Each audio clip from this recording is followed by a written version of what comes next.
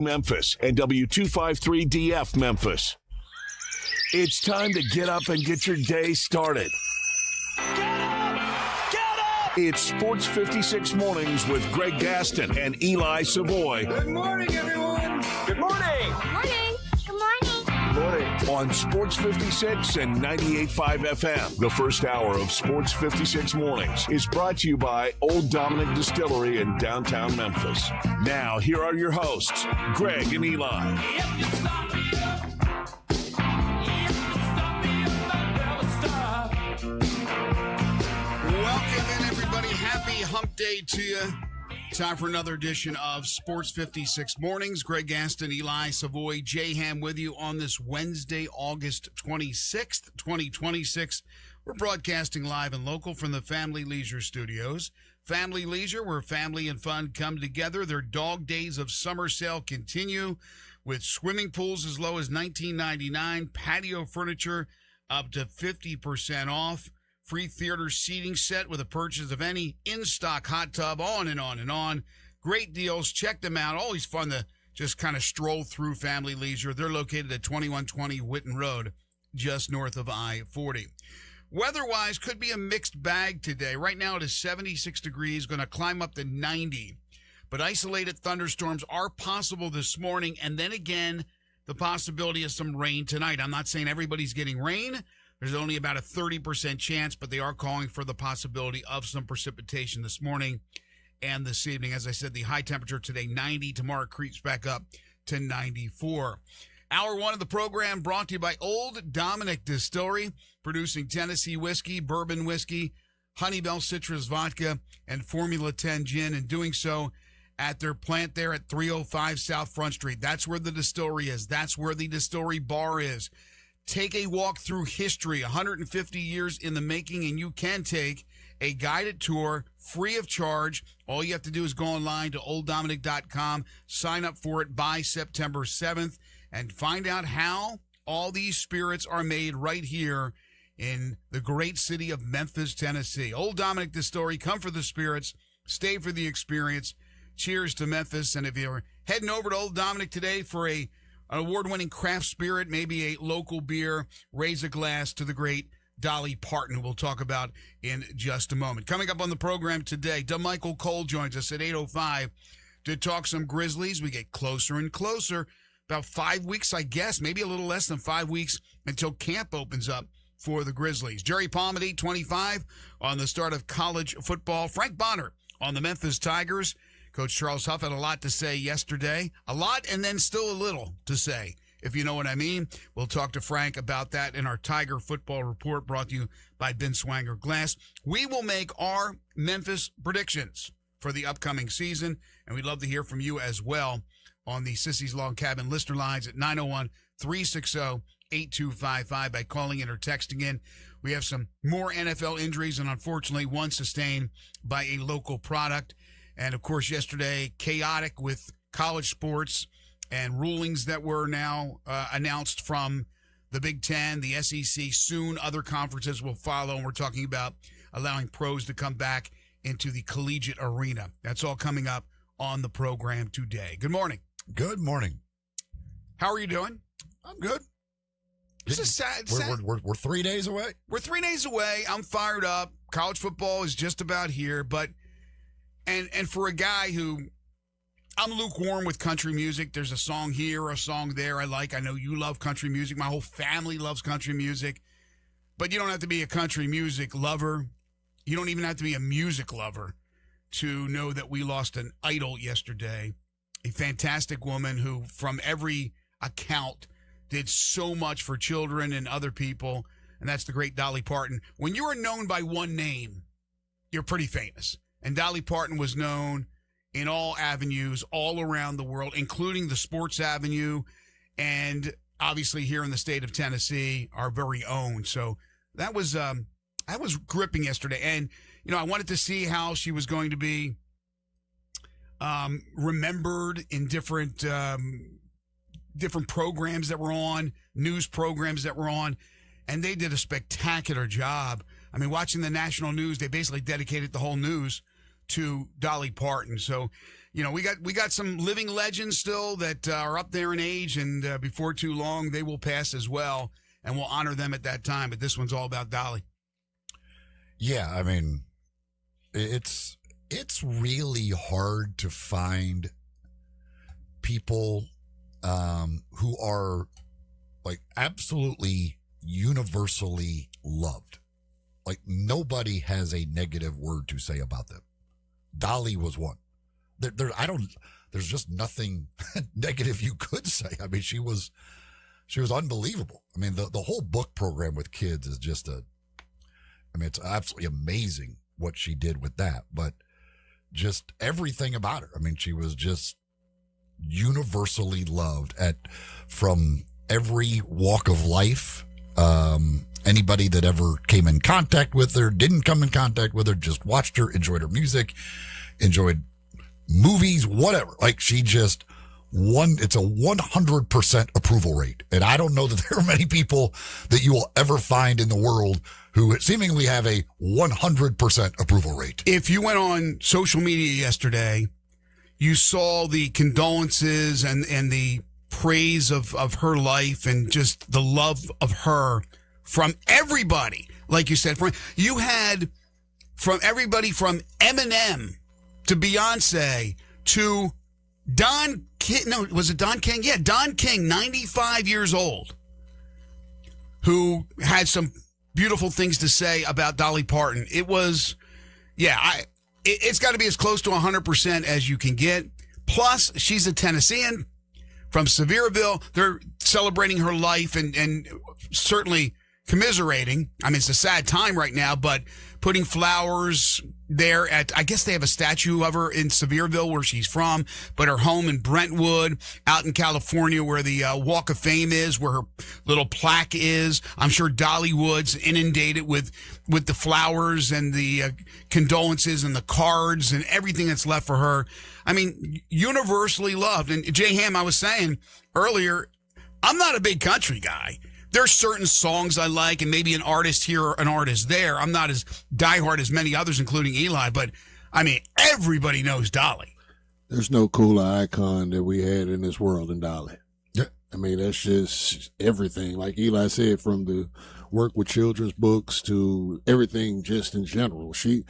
I don't have a bad Dolly Parton moment. No, nobody does. Anybody like, does. It's like what's crazy. Like nobody it feels like she never got mad at anybody ever. Like she just even when thrown shade, she went around it with grace. Well said. I mean, immediately recognizable. The voice immediately recognizable. Her songs, some of her songs that she wrote, like "I Will Always Love You," became much, Whitney took it to a whole new level, but a lot of people don't even realize that's Dolly's song that Whitney took to a whole new level. And what she did with the royalties to that song was to put it to children. Right. And that was just like, wow. And she couldn't have been any happier for Whitney to blast it out of the park with that rendition. She was just always had a smile on her face. Again, the death was all of a sudden. It was like, boom, cancer, really? I mean, but basically in the last 4 or 5 days, she sent out that video 4 days ago about talking about her future and all. She was 80 years young, but you never know when it's your time, when God's going to take it. And it came suddenly, but she was still and a very important and poignant figure, even at the age of 80. No matter where she went and what she said, it was always something that put a smile on people's faces. So, yeah, this is one, again, you got the one name, forget about it. You're the Cher, the Beyonce, the one name, the Bono, the Eminem, the one name, boom. But she was just spectacular. I loved everything about her. She became an actress for a while there. 9 to 5 was a great movie with Dabney Coleman, the boss, what he tried to do and what they did to him. Just hit after hit, writing for other people, writing for herself. And just the look. Nobody looked like Dolly. Everything. And she was never shy about talking about it. Like she knew she had to create this image, and she did. But her roots of when she started singing country as a kid and coming up in that humble household where she had a bunch of siblings and they had no money in the mountains of Tennessee. Man, yeah, that's an icon. There are not a lot of people you could say are iconic. She's iconic. Oh, 100%. Yeah, I mean, she was like self-deprecating. Like talked about that was like That's she what was, I mean. She just was. It feels like she again. And when you listen to everybody talk about, like she just never got mad. Like it's just like how do you live that long? Like never seemingly got mad about anything. Nobody ever had a bad run-in at all with her. Seemingly, I did not realize that I saw the Priscilla Presley talking about that Elvis wanted to record "I Will Always Love You," but Colonel Tom Parker said the only way to do is if he got 50% of the publishing rights, and Dolly wouldn't give it to him, so he never was able to record it. Now, good thing she didn't give up any of the publishing rights because it turned out pretty well. Very profitable for her. But yeah, I had no idea that was that something that he wanted to do at that time. But yeah, it's she is like, I mean, 9 to 5 is obviously legit. Like Jolene's my favorite song of just hers. Mm-hmm, me too.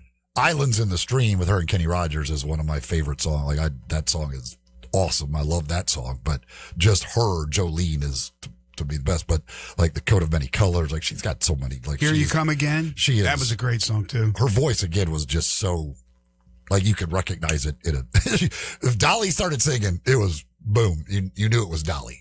Yeah, it's. I mean, and then she went into the Rock and Roll Hall of Fame a few years ago. Well, she sang renditions of Freebird and I think what was the Skynyrd song that she did? Not Skynyrd song, but the Zeppelin song was "A Stairway to Heaven." I mean, she did a lot of these, and I didn't even know this until I read about it yesterday, or they actually had clips of it. And then look, Trump going half-mast for flags this week around the country. I think that's great. I think that's fantastic. I think she should be honored as the queen she is, and a queen that will never be forgotten. So anyway, wanted to share that and have us all share our thoughts, because sometimes it goes beyond sports. And, you know, she was somebody who in the music field, entertainment field, and other things that she did philanthropy-wise, I mean, just united the community. It was all about Dolly. I don't care what you look like, where you're from, what kind of background you had. I think most people loved her, or at least respected her of what she did. Okay. College football, lots to talk about. We'll talk a little bit about the Tigers, and then Frank's going to join us at 9:05 to talk a lot more about the Tigers as they get set for UNLV this weekend. Coach Huff did speak yesterday. First time he has spoken in, I believe, a week, maybe even a couple of days longer than that. I don't even remember the last time he had spoken before yesterday. And he's just, again, he's a delight to listen to.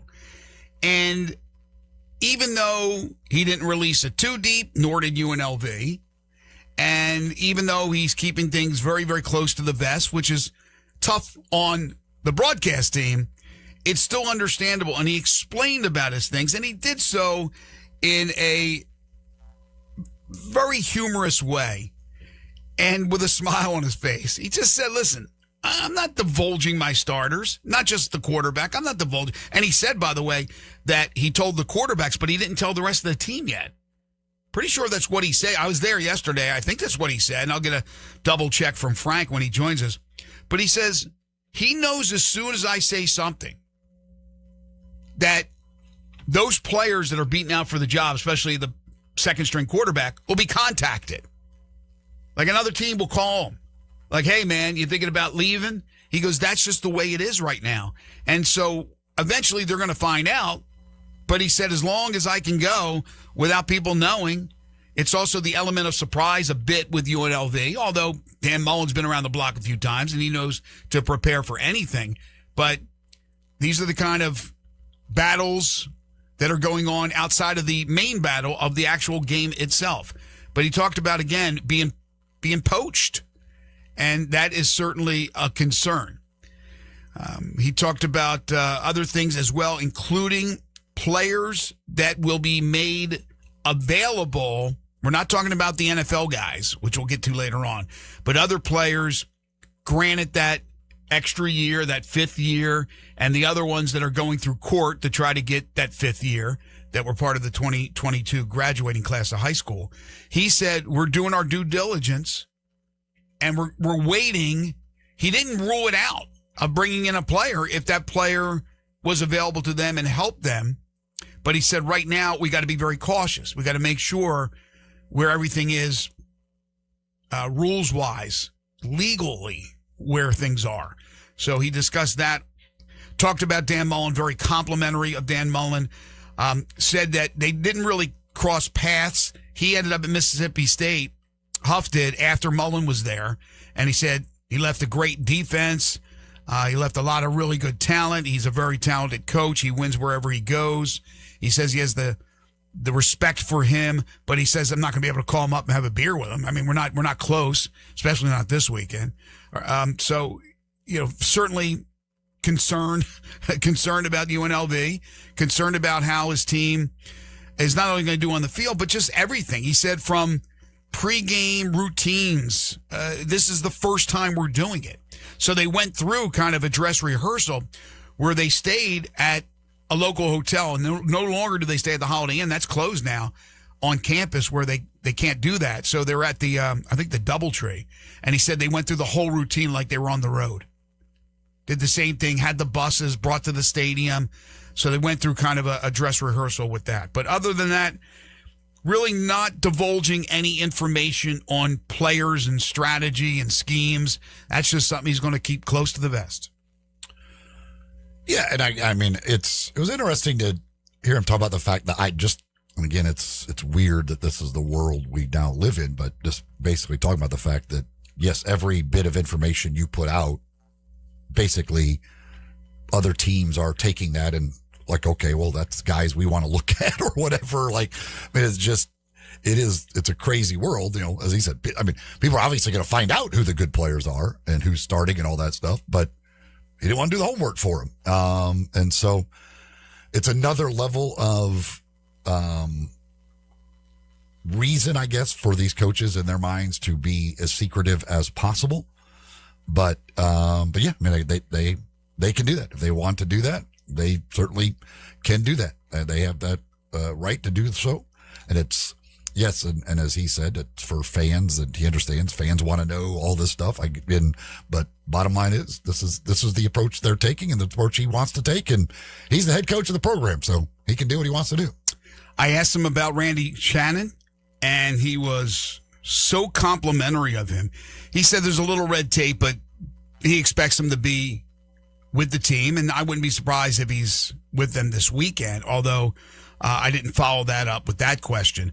But he said the players, I'm sure the defensive players, were demanding that they keep him in some role. And he said that he was finding a way financially to be able to do that. He said that he is basically in between jobs, that he's not retired, that he wants to be back whenever as a coordinator or a head coach, get another opportunity. But right now he's just excited about working with the players and being a part of the staff. He talked about the history with Shannon, that Randy Shannon used to recruit Memphis and in fact recruited Cannon Smith to Miami out of Christian Brothers High School before Cannon ended up transferring back to Memphis. Not out of Christian Brothers, but. Oh, I'm sorry. That's right. He went to the Olive Branch. He went to, yeah. But he has that connection. So Randy knows Cannon and knows the Smith family. And there's some history there with Huff and Shannon. So it just made sense. But he could not have been more complimentary. And as we talked about yesterday, you get a veteran on your staff that has the head coaching experience, that has been a Broyles Award winner for top assistant coach in the country. You're bringing that. You can't pay for that breadth of experience. Well, apparently you can by putting him on your staff. But I think it's a nice addition. So he was very complimentary of that. Well, he also brought up the fact that he was at UCF when they made the transition from a group of, well, then 5, but group of 6 to Power 4 and worked very closely with the AD and the head coach during that situation. So a guy who has that experience of kind of helping guide a school through a transition into the power conferences. Again, we don't know if that's ever going to happen for Memphis, but again, having a guy who's been through that, knows a little bit about it, that's not a bad thing. Not bad at all. Also yesterday, this wasn't spoken about by Coach Huff in the press conference at all, but then later in the day, we saw that Mississippi State announcing that they'll play a home game with Louisiana Tech in 2028, and that the Memphis game, the scheduled Memphis game, scheduled for Memphis in 2028, has now been eliminated. So instead, Mississippi State will play a home game against La Tech and not have to go to Memphis to play the Tigers, which, when you think about it, with the 9-game conference schedule, you don't want to be playing non-conference on the road if you can avoid it. And you don't want to play a team like Memphis that could certainly beat you. I mean, not every year. This is not an annual thing, but we know that Memphis is capable. Beat Arkansas last year. They've beaten Ole Miss. They've won some of these games in the past. So you want to be very diligent on who you schedule. So as we've talked about, there's not going to be many opportunities for Memphis to play a Power 4 conference opponent in the future. And again, Memphis is hoping that they'll be part of the Power 4, but as of now, they're not. And so you look at that schedule, and it's just going to be very, very hard. It used to be where they'd have a team from the SEC, maybe even a couple in a season.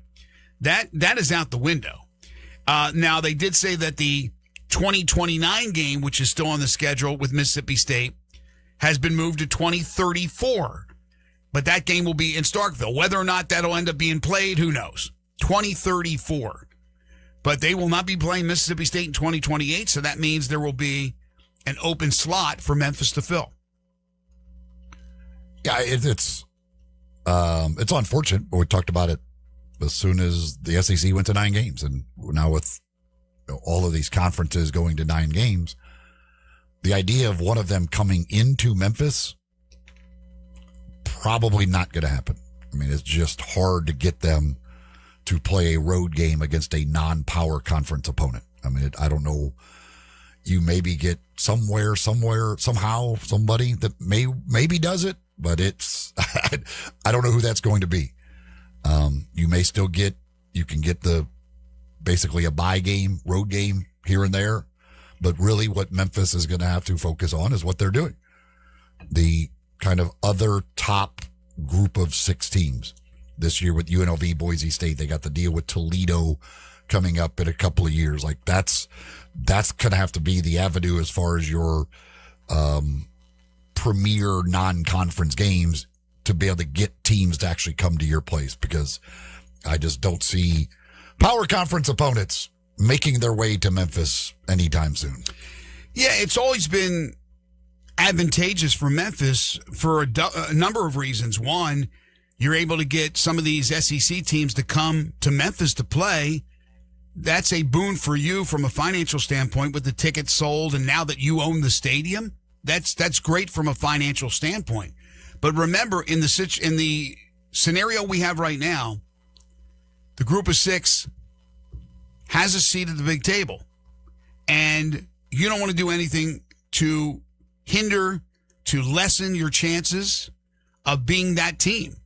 And yes, while a win over one of those power conference schools could go a long way, a loss is not crippling, but it's still a loss. And so you want to put teams on your schedule that give you the best chance to win those games, and then hopefully you do your damage in the conference, and maybe you have a chance to be that group of 6 representative. But again, it doesn't help you with your gate when you're not able to play a big-time opponent. Now, I think things will be a little bit different this year, although the suites are selling like hotcakes. I'm not sure if the season ticket sales are higher than they've ever been. I don't believe so, but maybe we'll get there. But there's going to be the excitement because of the changes made to the stadium. And once the word gets out how cool the stadium is, it's almost like getting a new stadium. Maybe more and more people will want to come to future games. That'll be good from a financial standpoint. Plus, again, the plans to host concerts and other events, that's going to be good too, because it's going to be very tough to turn a profit. Very, very tough. The city knows that. Maybe Memphis could do things differently and better than what the city did to be able to do that eventually, because, again, they're the owners. But as far as the long-term schedule, yes, I don't think you're getting any of those power conference schools to come to you.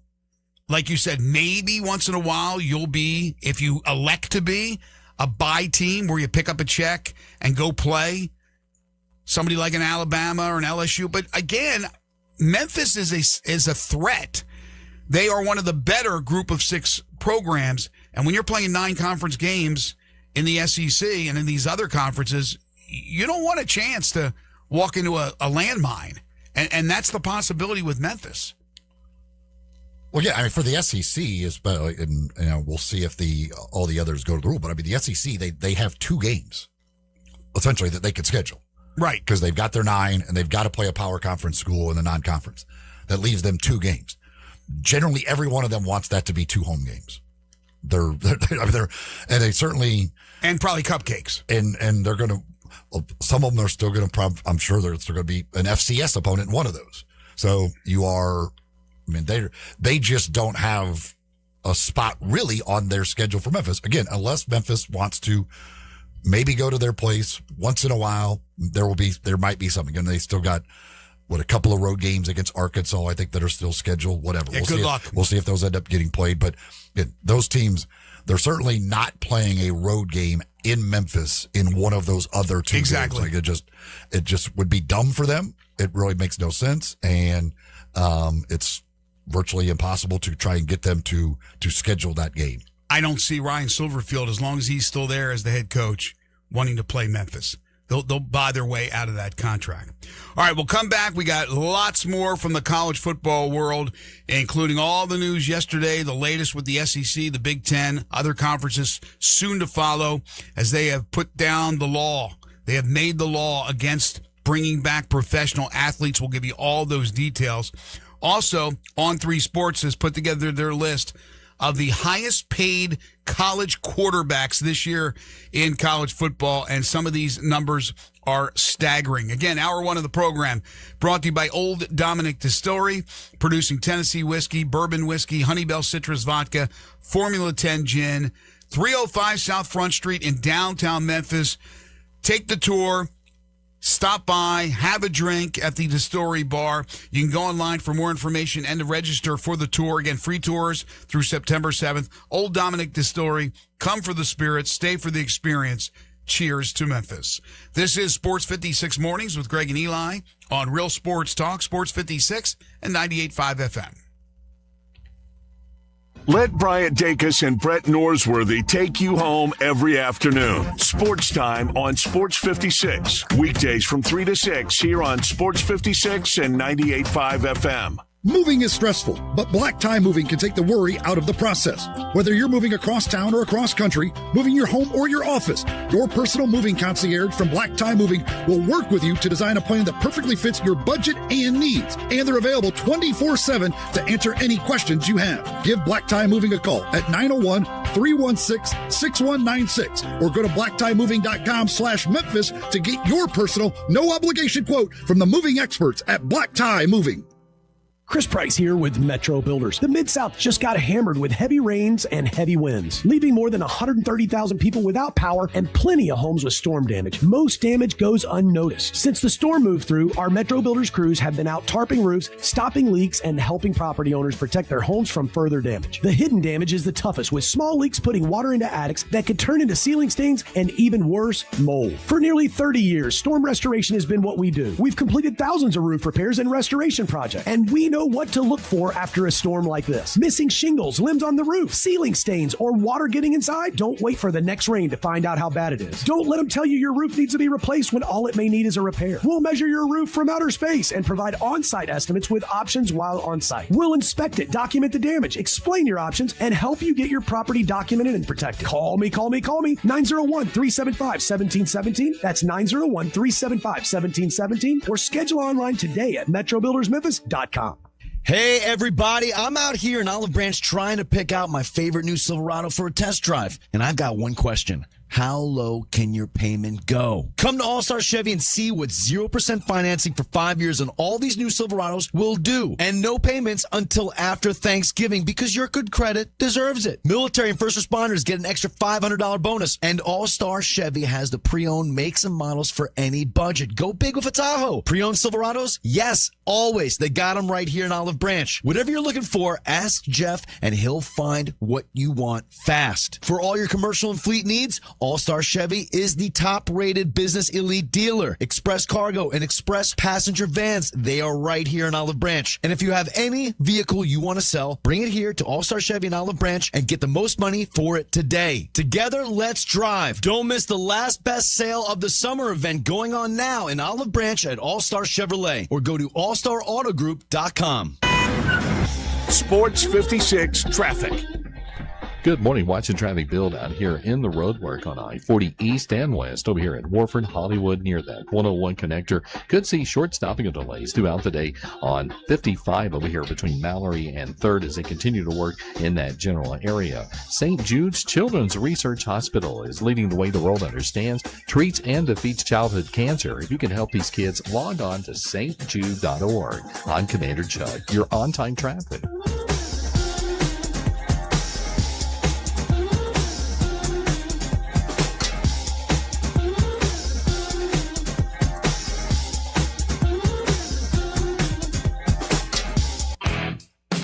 Now back to Sports 56 Mornings on Sports 56 and 98.5 FM. This hour is brought to you by Old Dominick Distillery in downtown Memphis. Here once again are Greg Gaston and Eli Savoy. So in response to these NFL players being cut by their NFL team and looking to get back to college if they have eligibility remaining, the Big Ten acted fast and first. Yesterday, officially passing a rule banning NFL players from joining a Big Ten team. They went on to say if a team played an NFL guy, the head coach would be suspended for half the season. There would also be an institutional fine. So not long after that, the SEC, after a meeting with the presidents, chancellors, athletic directors of the conference, and a unanimous 16-0 vote, so that included LSU voting on this measure, an SEC institution is not permitted to have an athlete on its roster who has, one, previously declared for the NFL, NBA, or WNBA draft and did not appropriately withdraw, signed a contract with an NFL or other professional football league, NBA, G League, WNBA, or affiliate team. 3, been listed on an NFL or other professional football league, NBA, G League, or WNBA, or affiliate roster. And then the commissioner is authorized, meaning Greg Sankey, to enforce this expectation with penalties against member institutions. They did not announce the type of penalties that there could be levied, as the Big Ten did, obviously, with the head coach being suspended for half the season. The ACC looking into this, the Big 12 looking into this. I'm not sure about the group of 6 conferences, but I would imagine that they will look into it. And eventually they all probably will pass some sort of measure. I can't imagine a lone wolf or two. But what did you think of the actions by the big conferences, the Big Ten and the SEC? That's a strong statement. That's the crap that the SEC put out the other night with their statement. That wasn't anything. This is a strong statement. This is saying we're not going to allow it. And it makes sense to do this. And there's various opinions. I'm sure, yes, it will be. They'll go to court and all this.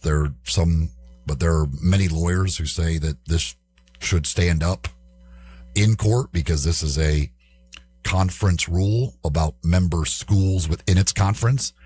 It's not declaring any athletes ineligible. It's just saying what the schools who are voluntary members of a conference can or cannot do. So I don't know. I certainly don't know the legalities of it and all that, but This is a strong statement by the two most powerful conferences saying that we're not going to have this happening. And regardless of what these judges continue to do and continue to say, we can stop it from happening within our conferences. Did Kiffin react yesterday? Because if he did, I missed it. I don't believe that after the ruling came down, or that rule was announced, I don't believe there was any reaction from him. Look, it's a done deal. It's over, right? Those penalties are too severe. And again, the SEC didn't announce the exact penalties, but I would imagine it'll be right along the lines of what the Big Ten's going to do. The Big Ten setting the precedent once again. Just put a little check mark next to them for that. But I can't imagine that Kiffin, or anybody else for that matter, and you mentioned that Texas has a player that falls into that category as well, that Sark would go against what they've. It's not worth it. It's not worth it. Well, again, I mean, it's always unanimous by the time they announce it. But if that is true, like the presidents of those universities said, agreed, we're not doing this. So unless you're going to be the coach who says, hell with the president of our university, I'm doing this, that'd be a weird move for a head coach to make. Although some would say Lane Kiffin may be more important than the president of LSU, and some other coaches may fall into that category as well. But no, I catch your drift there. There's no question that you're not going to follow through when you've already been told by your president, your AD, that we're just not going to be able to do that. And again, it's not like, yes, would they have helped? I'm sure they would have helped. But I don't think that's the difference between LSU winning 6 games and LSU winning 11 games and being in the playoff and winning a national championship. Those guys would have certainly helped. Now, I don't feel for those guys. I don't feel for them because, again, even though they were in camp and got cut, they're still going to have other opportunities. There's no question they're going to have other opportunities. As I said before earlier in the week, I don't fault them to try to better their situation, whether it be going back to college and getting one more year of paychecks. I don't fault them at all. I don't fault Kiffin for trying to do something within what was a legal rule and still is, I guess, because of the courts. But again, it would go against what the SEC or any of these conferences will mandate or have mandated already.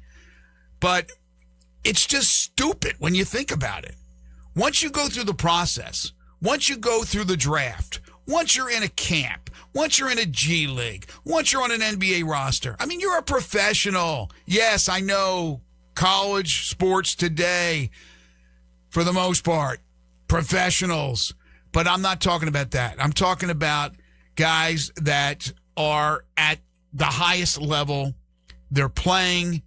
They get cut. They shouldn't be allowed to go back. And that's the way it should have always been.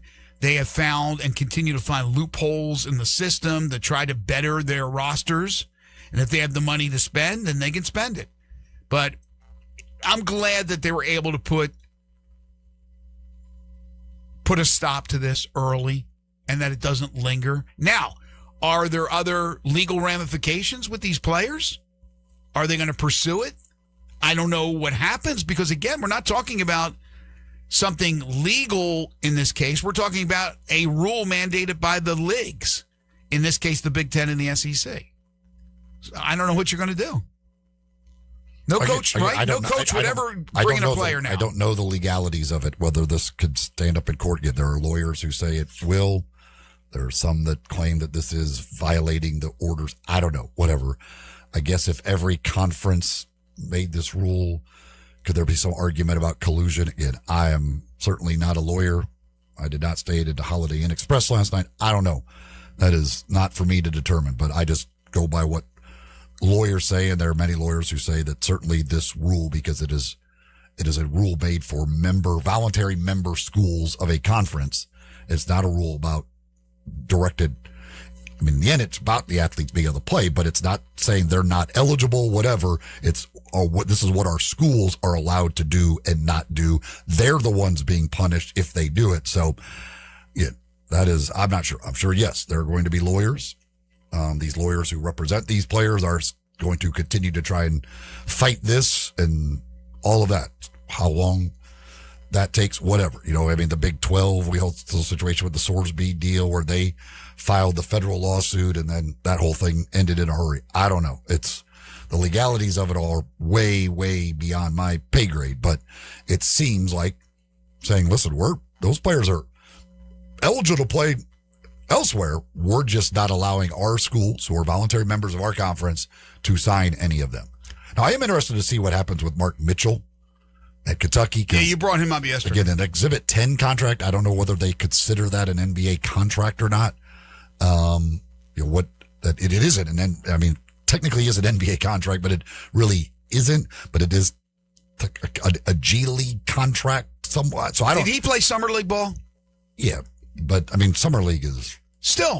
He played Summer League ball. He was in an NBA uniform. To me, that's a glorified tryout. I get it. I have no idea how they will rule on him.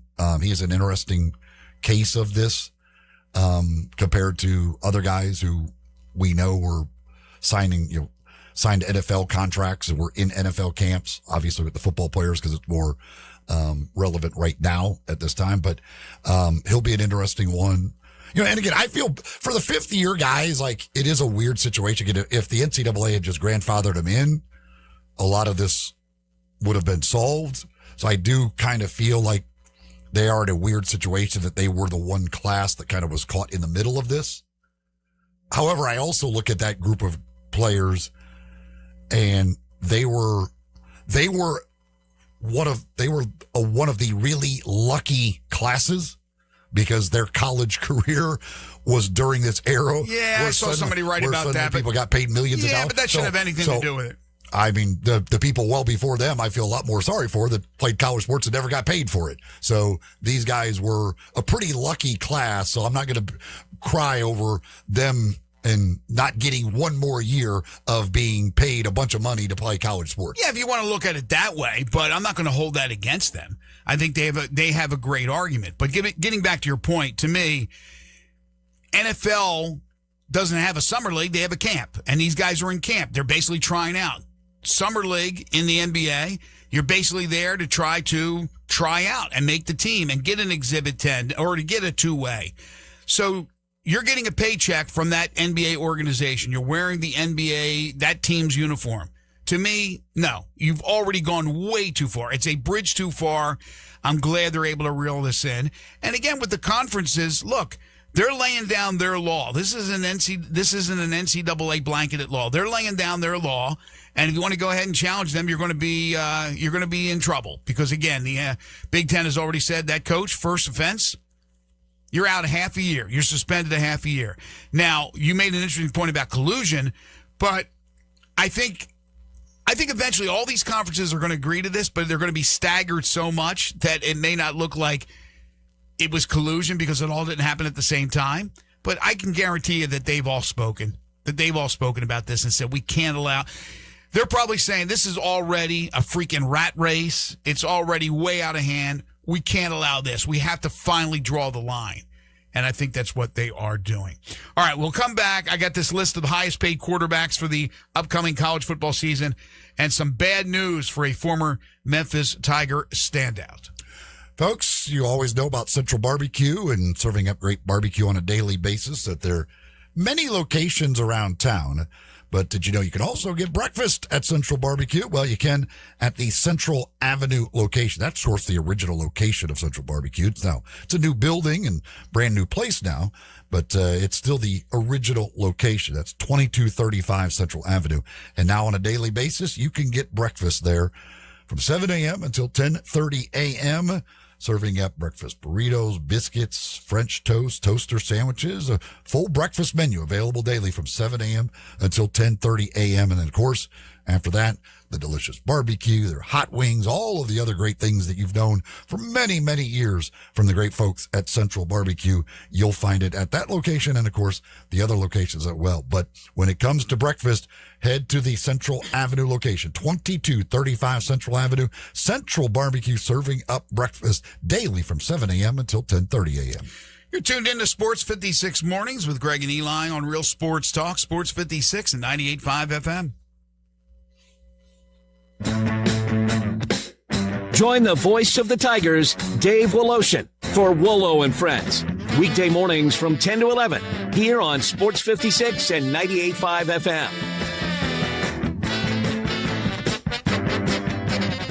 Summertime memories are easy at Frame Corner, custom framing your art since 1975. Frame Corner's precision designs and craftsmanship preserve your summertime memories perfectly with expert customer care and attention to every detail. Bring your cherished collectibles, fine art, and sports memorabilia to Frame Corner and hold on to your summer memories. Visit Frame Corner, 5035 Park Avenue near Mount Moriah, or online at framecornermemphis.com. Frame Corner, your top pick for custom framing. You may have noticed that a lot of breakfast places have started popping up in Memphis, and there's a reason for that. They saw the success of Sunrise and saw an opportunity. Sunrise on Jefferson and Sunrise East on Poplar have set the standard for breakfast and lunch in Memphis, and suddenly there are a lot of imitators. But remember, that's what they are, imitators. They're not Sunrise. They aren't dedicated to serving the freshest, fastest, tastiest breakfast or lunch you'll find anywhere. There's breakfast, and then there's Sunrise. I'm Gary York. I'm the service director at Lexus of Memphis. Our service department wants to be more than just a place where you get your oil changed. We do glass repair, windshield replacement, recalibration of your camera and sonar systems, even wheel repair, tire replacement, all the things you would expect from a luxury automotive dealer. Please check out our website. You can schedule your appointment, check out our specials, hours of operation, or if you'd like to do it in person, please reach out to one of our associates at 901-271-5199. Cozy season is ahead, and you'll be spending way more time inside. Is your home ready? Don't worry. With Wayfair, you can upgrade your space without breaking the bank. Score up to 70% off during their Labor Day clearance on furniture, area rugs, mattresses, and more. Plus, surprise flash deals you can't miss. Whether it's one room or the whole house, Wayfair has pieces for every style and budget. Shop Wayfair's Labor Day clearance now through September 7th at wayfair.com. Wayfair, every style, every home. Get in the zone, AutoZone. Welcome to AutoZone. What are you working on today? Truck started slow. Battery might be toast. Slow starts are the first sign of heat damage to your battery. We'll test it, no charge. Thanks. And if it is dead? We'll set you up with a new, fully warranted battery, some up to 5 years, and we'll recycle the old one. Thanks for the rundown. Lead the way. Get free battery testing, charging, and recycling at AutoZone. Get in the zone, AutoZone. Restrictions apply. Now back to Sports 56 Mornings on Sports 56 and 98.5 FM. This hour is brought to you by Old Dominick Distillery in downtown Memphis. Here once again are Greg Gaston and Eli Savoy. Welcome back, everyone. 7:47 is the time. This is On 3 Sports, and Pete Nakos, he put together a list of the highest paid quarterbacks in college football this year. Assuming this is accurate, and we've heard a lot about Darian Mensa's deal at Miami. $6 million plus for Darian Mensa, who was at Tulane and then went to Duke. Dante Moore at $5 million. Trinidad Chambliss at $5 million. No wonder he wanted to stay. Sam Levitt, $4.5 million as he joins LSU. Josh Hoover, $4.5 million as he joins Indiana. Damon Williams, is it Damon or Demon? It's a Damon, right? Mm-hmm. Damon Williams, Washington, who was going to leave Washington, mind you. $4 million. And then Drew Mestamaker, Oklahoma State, $3.5 million. I wonder what Drew Mestamaker was making at North Texas. Less than $3.5 million. Seriously, I wonder what he was making. And then his coach gets the gig at Oklahoma State, brings him along, and he gets a healthy raise to $3.5 million. Wow. Man, it's just mind-boggling that that's the kind of money we're talking about for one player. One player in football. We know how large those rosters are. You have to make sure you have, if you're going to be a national championship contender, quality players at all positions and backups. Again, you're talking for these top rosters. $40 million type things. Yeah, it has to be. You're throwing the quarterback $6 million. Where the Tigers are operating on, from revenue sharing, $9 million. But again, there's not a whole lot of NIL on top of that here versus what these other places are able to do. I mean, it's just, again, they're not. While certainly the good thing is that you have a chance from the group of 6 to make the college football playoff and have a seat at that table. I mean, in the grand scheme of things, you are not playing at the same level as most of these power conference schools. Oh, yeah. The division is widening as we speak. The amount of money that is put into these power conference schools, their rosters. And, of course, there is a level, a big difference within the power conference structure itself, just like it is with the group of 6, where Memphis is right near the top. There's other schools that certainly aren't even close to Memphis. Then I would imagine your Texases and Indianas and Ohio States and those that can pay and will pay $40 million or more for the roster. There are others out there that I'm sure are not even close to $40 million. I don't think Wake Forest is paying $40 million for their football roster. No, I mean, you could see the ones who are, you could see the ones that are doing it, the ones who are the ones at the top of the rankings and competing for championships. Right. I mean, it's just, and then with the Protect College Sports Act, if that goes through with the extra, whatever, $20 million it is for retention of, I mean, it just, again, it's going to give those schools just that much more of an advantage because now that's now up to whatever, 40 something million that they can pay just basically out of revenue sharing, for all of these various things. It's really, really hard for Memphis and others to keep up with the big spending schools out there. And again, you got a seat at the table. You still have an ability to compete theoretically with your peers for a chance to make the playoff. And that's awesome. That's great. Obviously way better than what it used to be, but you are not really competing at the same level as when you get to that playoff. The other 11 schools in the playoff, that group of 6 team really is not competing at the same level as them. Just enjoy the ride. You're there enjoy with, the ride. You're there with 11 others. One of these kids is doing his own thing. Like they're not playing the same game. It's when you're, I mean, out of the playoff teams, I would love to know out of the playoff teams last year, like what was obviously we had the 2 group of 6, but of the 10 power conference teams, what the lowest budget was being spent on a roster versus the 2 group of 5 teams at that point who were in the playoff, and how much of a disparity there was between those payrolls. Mentioned Drew Mestamaker and the amount of money that On3 Sports is reporting he's making now at his new home at Oklahoma State, $3.5 million. Well, he left North Texas, and North Texas, according to CBS Sports, has set the name Taven Jackson as their starting quarterback, former 4-star recruit who was UCF's starting quarterback last season. So the rarity of going from a starting quarterback at a power conference school down to a group of 6 school as the starting quarterback. North Texas opens his season with the dubious task of having to go up against the defending national champion Indiana Hoosiers. So in the last 48 hours, Tulane's named its starting quarterback. South Florida's named its starting quarterback. North Texas is named its starting quarterback. Every SEC team has named its starting quarterback. Memphis may be the only school in the nation that has not publicly announced its starting quarterback. And again, some of these were not announced by the schools. They were announced by insiders who have the sources and feel confident in going out there and saying that this will be the starting quarterback, not taking an educated guess, actually saying that through our sources we get this information and here's the starting quarterback.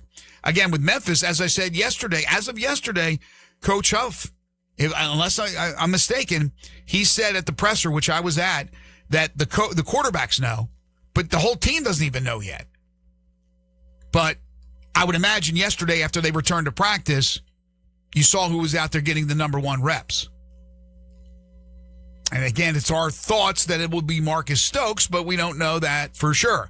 No 2 deep was announced and will not be announced. But UNLV also didn't announce a 2 deep. And while Dan Mullen did come out and say that both his quarterbacks will be playing, what does that mean? I mean, we expect Jackson Arnold to get the bulk of it. He hasn't technically announced a starter. He just said they would both play. Yeah, he said they'll both play, but again, the thought is that Jackson Arnold would start and play the bulk of it. But if you throw out no information, or you throw out too much information as of his thought of his statement of 2 quarterbacks playing, that doesn't help your opponent. Either way doesn't help your opponent, right? You're not trying to help your opponent. So your opponent's going, okay, all right, he's going to play 2. Well, we got to prepare for, and they're going to prepare. Naturally, they're going to prepare for both. Arnold and Orji, very capable quarterbacks, just like UNLV is going to prepare for Stokes and Aaron Nolan, except there's a lot less tape. You got tape on Stokes playing in Division II, and there's nothing really on Nolan. And with Arnold, obviously playing in the SEC at his 2 stops. So are you looking back at that? Orji played at Boise State. Well, the thing is, I mean, none of this, you're looking at the system that the coach runs. I mean, who the quarterback is, yeah, I mean, that's help. But in the end, you're looking at what are they going to do? It's not like one quarterback, they're running one system, and then the other quarterback comes in, it's a completely different system. You're worried about, you're coaching against the system that they run, regardless of who the quarterback is. Yes, but it's not a different system. They're watching Old Dominion film because they're worried about what Decker runs as an offense. It's not who the quarterback is, it's what the offense is. No, you're absolutely right, but also those quarterbacks could be completely different. Now, they don't appear to be in the Memphis situation because both are capable of running. Both are guys that can throw and run, and there are quarterbacks that are known more for their arm and other quarterbacks known more for their legs. So if you have a mixture of those two, then you have to prepare for different things. You have to prepare for a possible package of that running quarterback. So, yes, you have to prepare, as you said, by looking at the past history of that coordinator, whether it's offensive or defensive coordinator, and the schemes they're going to run. But then sometimes, especially with the skill position on offense, you have to look at that particular position, especially quarterback, and figure out whether or not these guys are just mobile as hell, or are they pocket passers? You know, running backs are these guys that are going to tiptoe around the end, or are they bulldozers that go up the middle? So you're still looking at as much tape as you can of the individual players as well. Got a text from Raider Corey on the Sissy's Log Cabin listener line, 360-8255, 360-8255. Said, growing up, my mom would play Dolly and Kenny Rogers every Saturday morning, Islands in the Stream. If she ever changed her first name, it should have been Jolly Parton. Yeah. A delightful and gracious icon. Well said. Well said. My mom played a lot of Dolly Parton back in the day on the old record player, along with Elvis and others. But Dolly was always in the rotation. Islands in the Stream was a hell of a song. It really was a good song. Still is. Calvin Austin, it is. Calvin Austin, our friend of the show, former Memphis Tiger. The news is horrible. We know he went down yesterday in a non-contact drill. Well, he wasn't hit. He just went down with his knee, was taken off the field, and the news is in, and according to Adam Schefter this morning, Calvin Austin suffered a season-ending torn ACL. Again, in a non-contact situation. He is out for the year. He was in a contract year. He was expected to be a major part of John Harbaugh's offense in his first year as the Giants head coach. It is now the second injury that I know of that Austin has gone through in the NFL. It'll be a long time to rehab. We wish nothing but the best for Calvin Austin. He'll have an opportunity again once he's gone through rehab, and we're talking about probably next season. But, man, after a while, these injuries start to add up. I mean, he's a little guy out there who's as fast as a rocket, but he is slight. And this was not getting hit. he has taken some punishment in the NFL, being as slight as he is. This was just cutting. The knee collapsed, came out from him, and then he was taken off on a board, a stretcher, whatever you want to call it. Just horrible. Yeah, it's awful. When you see guys go down like that, unfortunately, you pretty much know what the news that is coming is, and that's awful for him. And hopefully he's able to recover and then find a new home in the NFL once he's healthy. He just signed that 1-year deal with New York, trying to, kind of betting on himself to be able to go there, have a good year, and then hopefully get another good deal. But now he won't play that 1 year there, so it's a tough situation. We'll take a break. When we come back, we open up hour 2 with DeMichael Cole. This is Sports 56 Mornings with Greg and Eli on Real Sports Talk, Sports 56 and 98.5 FM. Not only can you listen to your favorite shows on Sports 56, you can also watch video of the shows live on Twitter and YouTube. Watch and listen every day at Sports 56 WHBQ. Hi, this is Troy Fiveash, owner of Fiveash Roof Services. Do you know what Penny Hardaway and I have in common? We should both be in that building celebrating the best basketball players of all time. Of course, I'll have to buy a ticket to get in, but he should already be there. But seriously, we both surround ourselves with the best people we can find. We work hard to achieve our goals, and we are both among the best in our respective fields. At Fiveash, we can't win titles or get national awards, but what we can and do strive to do is give 100% of ourselves to give you the best product possible and one you can be proud of. So if you need a roof, siding, or gutters, give us a call at 901-367-0050, and we will do everything we can to provide you the best of everything. Fiveash Roofing. Fair, honest, and ethical. 367-0050 or memphisroofer.com. 367-0050 or memphisroofer.com. Fiveash Roofing, it's what we do. We're here for you.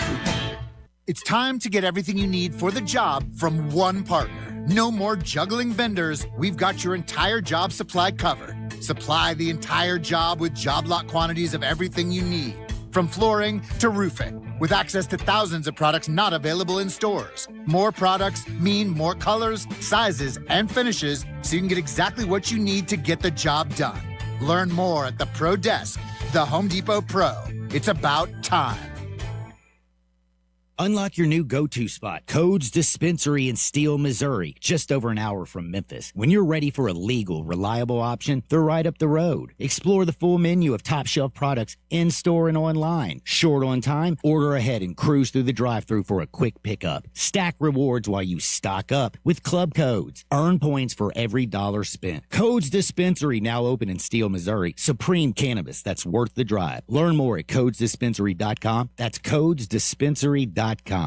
Hey, everybody. I'm out here in Olive Branch trying to pick out my favorite new Silverado for a test drive. And I've got one question. How low can your payment go? Come to All-Star Chevy and see what 0% financing for 5 years on all these new Silverados will do. And no payments until after Thanksgiving, because your good credit deserves it. Military and first responders get an extra $500 bonus. And All-Star Chevy has the pre-owned makes and models for any budget. Go big with a Tahoe. Pre-owned Silverados? Yes, always. They got them right here in Olive Branch. Whatever you're looking for, ask Jeff and he'll find what you want fast. For all your commercial and fleet needs, All-Star Chevy is the top-rated business elite dealer. Express Cargo and Express Passenger Vans, they are right here in Olive Branch. And if you have any vehicle you want to sell, bring it here to All-Star Chevy in Olive Branch and get the most money for it today. Together, let's drive. Don't miss the last best sale of the summer event going on now in Olive Branch at All-Star Chevrolet, or go to allstarautogroup.com. Sports 56 traffic. Good morning. Despite a couple of EMS calls out here, traffic's on the increase right where you pretty much would expect, especially working your way up through the Midtown area right now. On 240 going northbound here up by Lamar, all the way up to Union. 55 on the bridge. We've watched that build coming over from Crittenden County, West Memphis, just in the last few minutes. St. Jude's Children's Research Hospital is leading the way the world understands, treats, and tries to defeat childhood cancer. Any way you can help, log on today, stjude.org. I'm Commander Chuck. You're on-time traffic.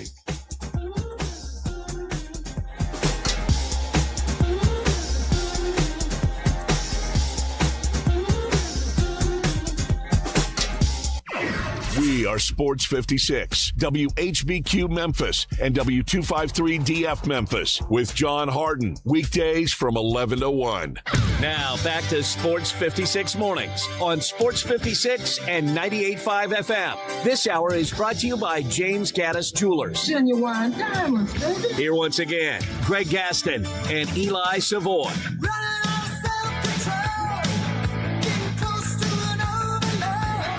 Welcome back, everyone. 8:05 the time, hour number 2 here on Sports 56 Mornings, the Wednesday, August 26th, 2026 edition. Greg Gaston, Eli Savoy, Jay Ham with you, broadcasting live and local from the Family Leisure Studios.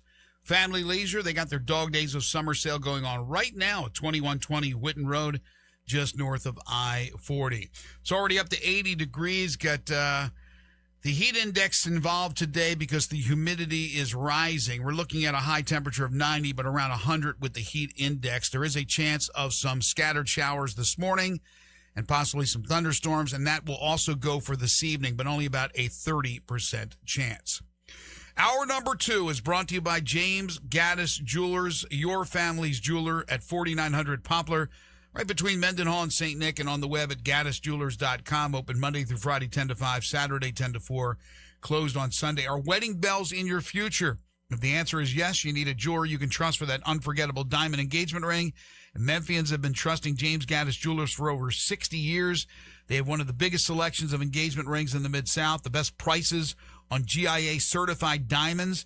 James is a master jeweler and diamondologist. He's graded by the Gemologist Institute of America, the type of credentials you want in your jeweler.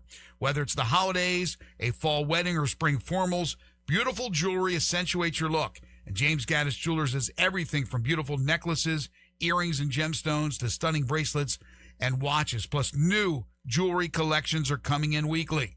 Layaway and financing is available. James Gaddis Jewelers, 4900 Poplar in East Memphis, or online at gaddisjewelers.com.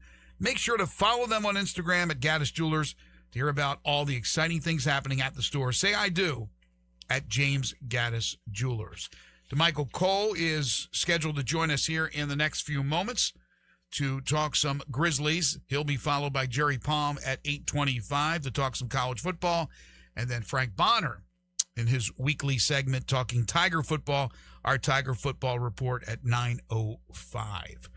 All right, as we await for DeMichael Cole, a couple of other NFL notes. The Saints and running back Ty Chandler, bad news. He sustained a season-ending knee injury, so the former Tennessee Vol will not be available this year for the Saints as these injuries just continue to add up during camp in the National Football League. Jamar Chase said he is fine after hyperextending his knee in practice, although that looked pretty bad. Yeah, again, like a lot like the Calvin Austin situation. You see a guy go down in that type of play and grab their knee, you immediately think the worst. But luckily for the Bengals, he was able to get up, said it was just hyperextended, but no other damage. Said he was fine, said if they had a game tomorrow, he could play. He actually wanted to continue practicing, but the Bengals wisely held him out of the rest of practice. But yeah, that would be a disaster for Joe Burrow and the Bengals if you lose Jamar Chase to a serious injury. I think Chris Olave was banged up as well for New Orleans. Just mentioned Ty Chandler out for the Saints. Calvin Austin, if you missed this, we talked about that at the end of the first hour.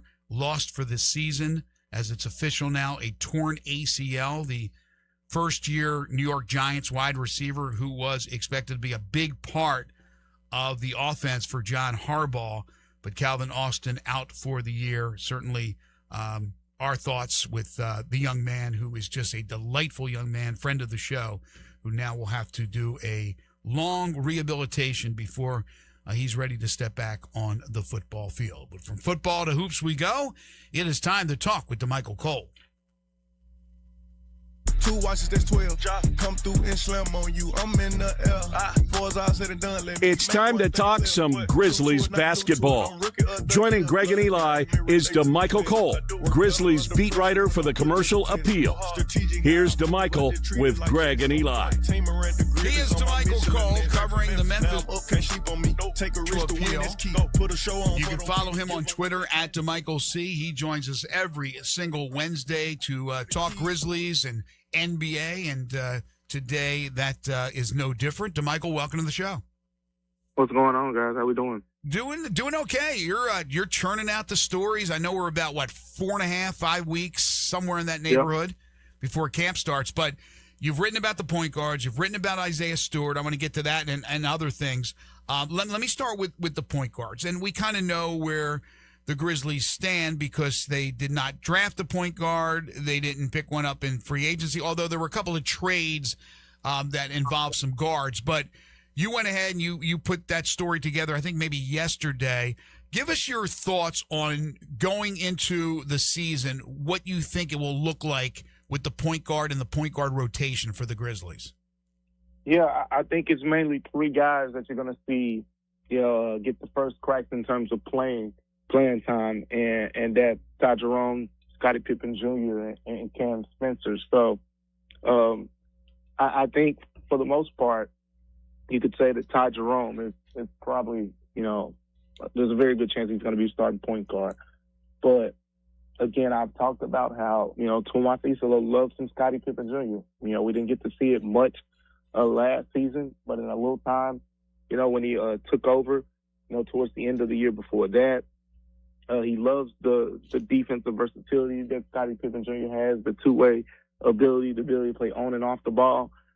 So his game is something that Isolo appreciates. But I think when we saw, Ty Jerome step onto the floor, he was really, really impressive last season. Over 19 points, over 5 assists, close to 20 points, close to 6 assists in about 22 minutes. So I think those two guys. But then Cam Spencer is another one who, even above, the Walter Clayton Jr.'s, the Javon Smalls, Jamal Meshack, the other guys at point guard, people forget that it was Cam Spencer who averaged 5.6 assists per game last season. He played a lot. I believe he played 72 games. So it wasn't some small sample size.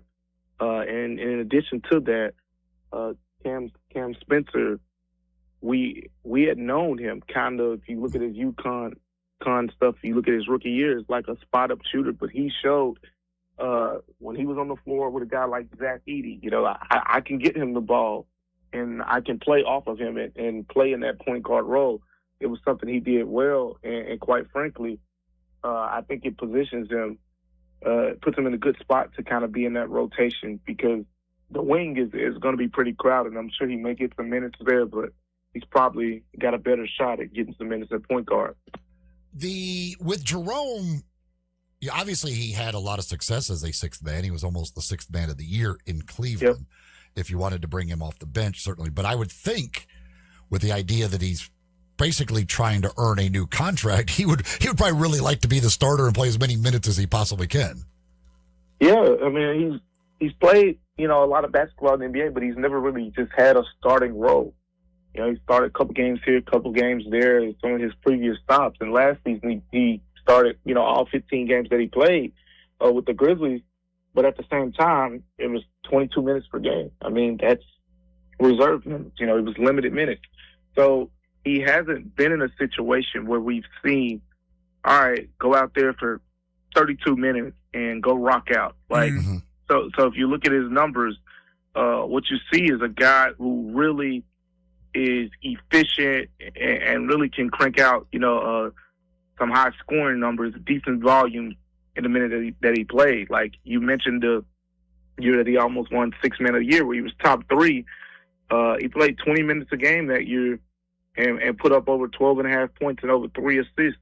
And that was while sharing the backcourt with Donovan Mitchell and Darius Garland. So even when he was coming in the game in those situations, there were times where he wasn't the primary ball handler. So there's a lot of appreciation for what he brings to the table. And yeah, I think, there is that part where you're like, of the guys, he's the one who we've seen proven to be very effective in kind of that 6-man role.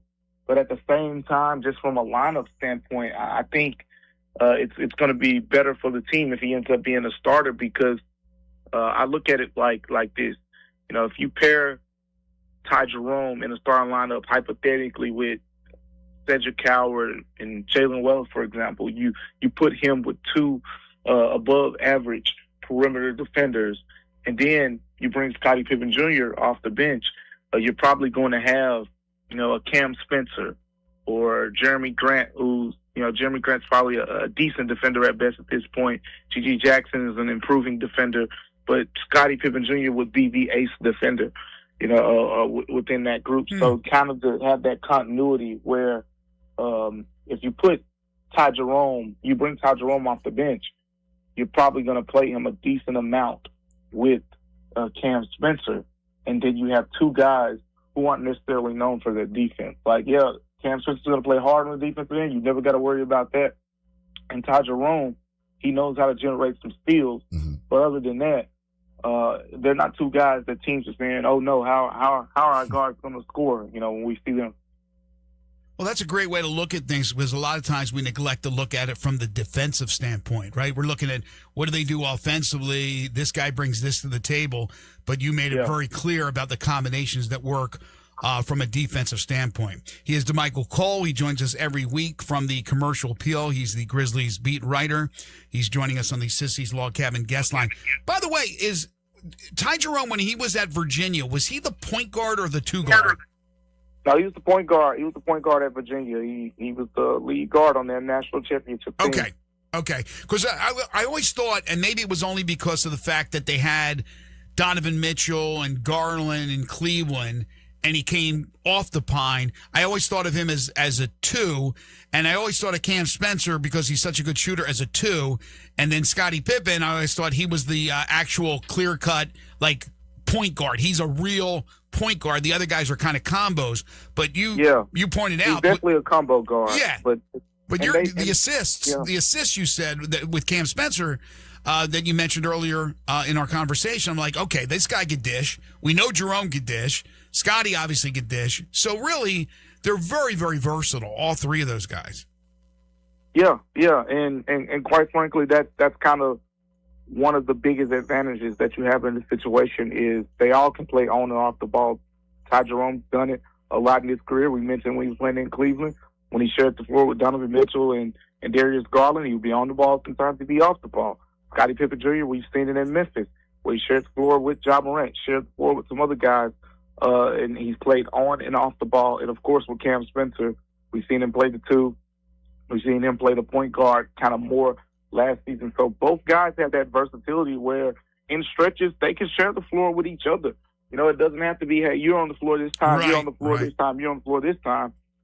They can play two, at a time for large stretches. But, Ty Jerome, he played point guard in college. He played with some shorter guys. I think like Kyle Guy was shorter than him in height, but still he was the point guard on that team. You also wrote about Isaiah Stewart and talked to some guys who've covered him in the past, including Amari Sankofa, who was here in Memphis covering the Grizzlies before he now covers the Pistons. Here's my question. Will Isaiah Stewart serve a suspension this season? Will he serve a suspension this season? I'm going to say no. I'm probably going to say he'll probably get a couple fines, but I don't know if the Grizzlies will have that type of moment. This team right now, at least on paper, and what we know about these guys, and who knows, things change when you get on the court, but it doesn't appear that team that's going to be full of antagonizers to where he's going to be put in that position. Like, for example, with the situation, with Jalen Duren in Charlotte, when they had that situation against the Hornets, Jalen Duren played a role in starting that up.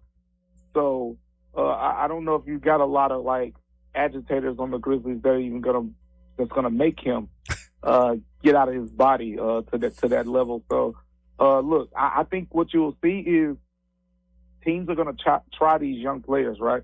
Especially I look at a guy like Cam Boozer. Everyone I talked to talks about how strong he is, and if a rookie's coming in that strong and moving, 28, 35-year-old men, they're going to start trying to pull some tricks out of their bags. They might tug on the jersey a little bit, try to pull him out of the way, and he's probably not going to like that. And it's going to take Isaiah Stewart come over and say, hey, don't do that. Right. Don't do it. So you're probably going to see some of that more than him trying to spine buster dudes or anything like that. Well, the Grizzlies may not have an agitator, but I know an agitator out there in San Francisco who plays for the Warriors, and who knows when those two teams clash, because certainly they don't like each other. But, it was a really good story on Isaiah Stewart. By the way, Isaiah Stewart, it was announced, he'll be a part of Grizzlies Night at the Redbirds game. That'll be on Saturday, September 12th.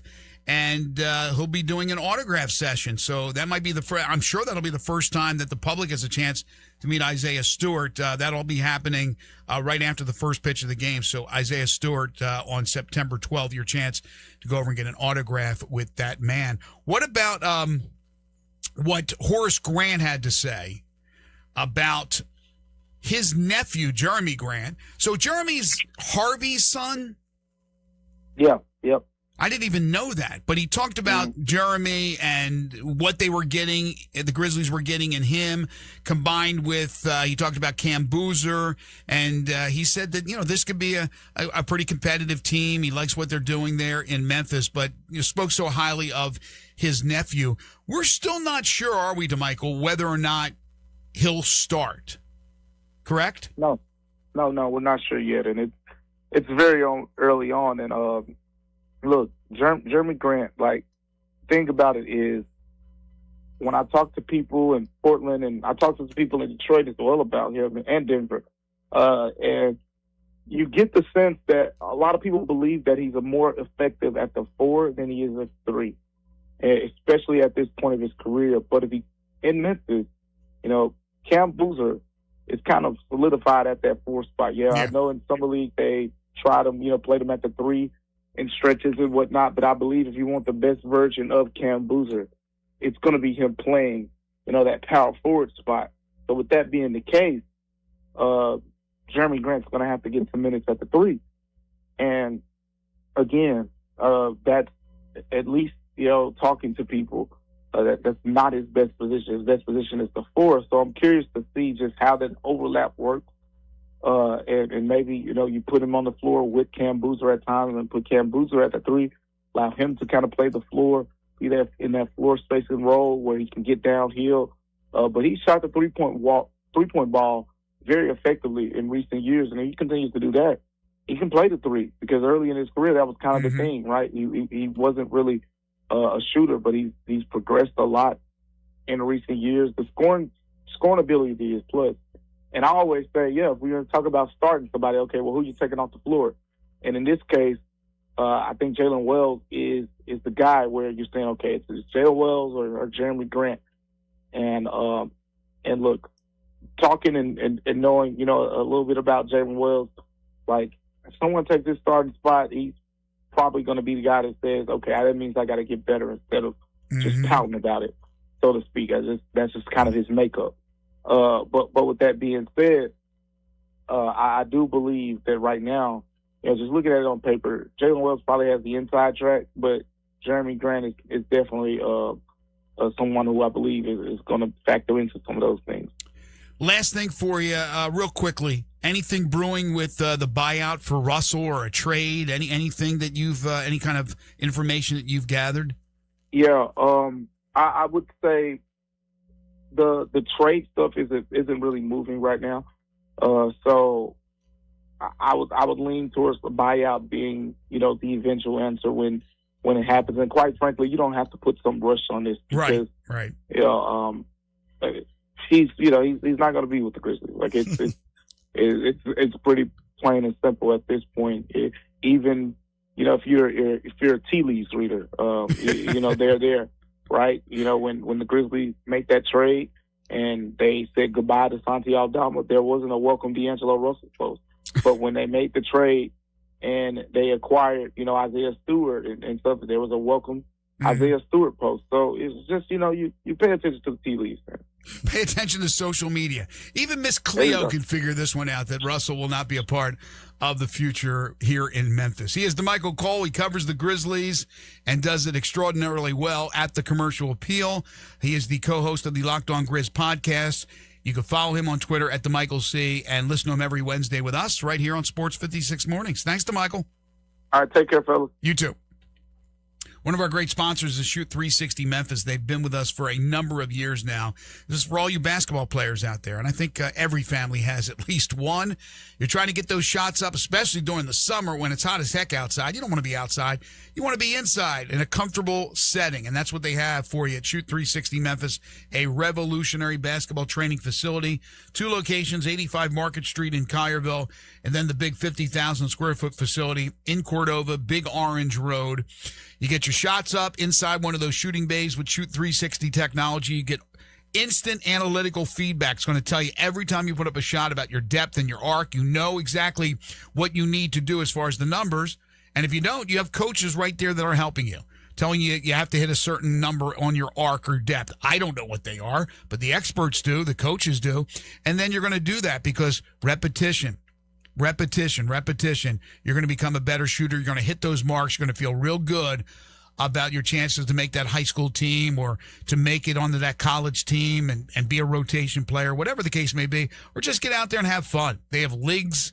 They have all kinds of great things happening and more things that'll be coming up that we'll be talking about come September. At Shoot 360 Memphis, give them a call in Collierville at 901-316-5500 or stop by 85 Market Street. In Cordova, that's 901-779-3176. They're on Big Orange Road. As I said, call or stop by. Ask for a tour and a free evaluation. It is Shoot 360 Memphis. The future of basketball training is here at Shoot 360 Memphis. Jerry Palm is coming up next.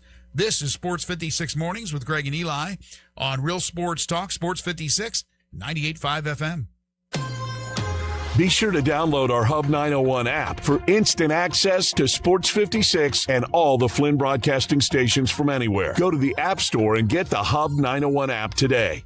Life is too short for boring cars, so it's time to run, not walk, to Gossett Kia on the Pike. 2026 Kia K4 LXS, $229 a month, $34.99 to its signing. 2027 Kia Seltos LX, $258 a month, $37.99 to its signing. 2026 Kia Sorento LX, $327 a month, and 2027 Kia Telluride S, only $449 a month. 24-month lease, $39.99 to its signing. And the all-new 2026 EV9 Land, $12,000 off MSRP or get 0% for 60 months. Plus Kia's 10-year, 100,000-mile powertrain limited warranty. Come see Bobby J and get your new Kia today. Gossett Kia 1900 Covington Pike. Online, KiaCovingtonPike.com. If you want it, we got it at Gossett Motor Cars. K4 TE 349,980, MSRP 24,825. Seltos V 5010936, MSRP 27,130. Sorrento TG 455,570, MSRP 34,280. Telluride VGO 42,843, MSRP 44,420. EV9 TG 007645 includes all rebates and incentives. Fiat 895. Must finance through KFA. Excludes tax title and license with approved credit. Dealer stock only. See dealer for complete details. Offer valid through 8/31/26.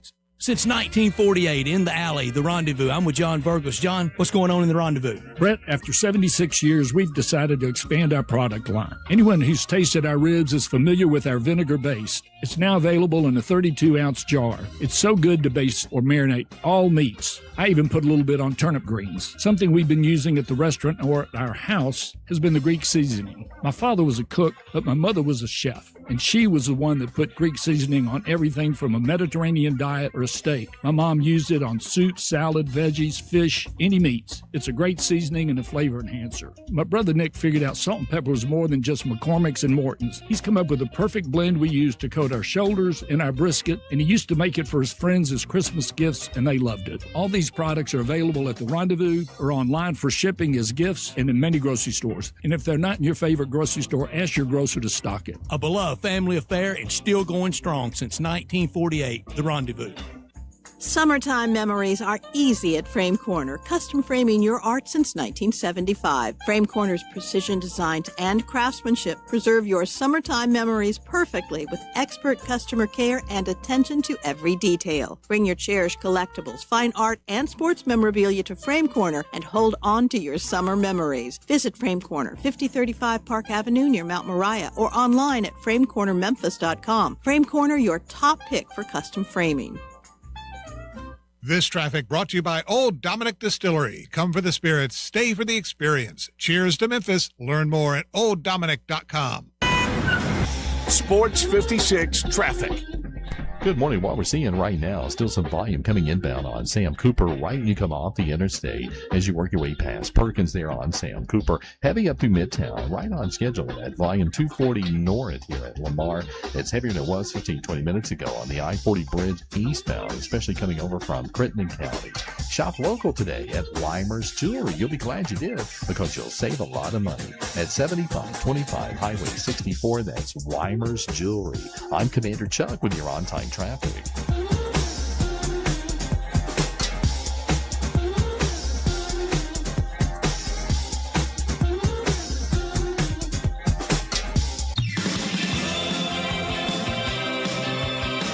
Now, back to Sports 56 Mornings. Isn't it a lovely morning? On Sports 56 and 98.5 FM. This hour brought to you by James Gaddis Jewelers.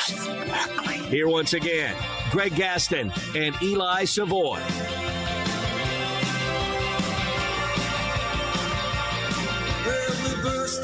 Welcome back, everybody. 8:30 the time, halfway home on this Wednesday edition of Sports 56 Mornings. You know already because you listened last week that he's back for another season. It's time for Jerry Palm.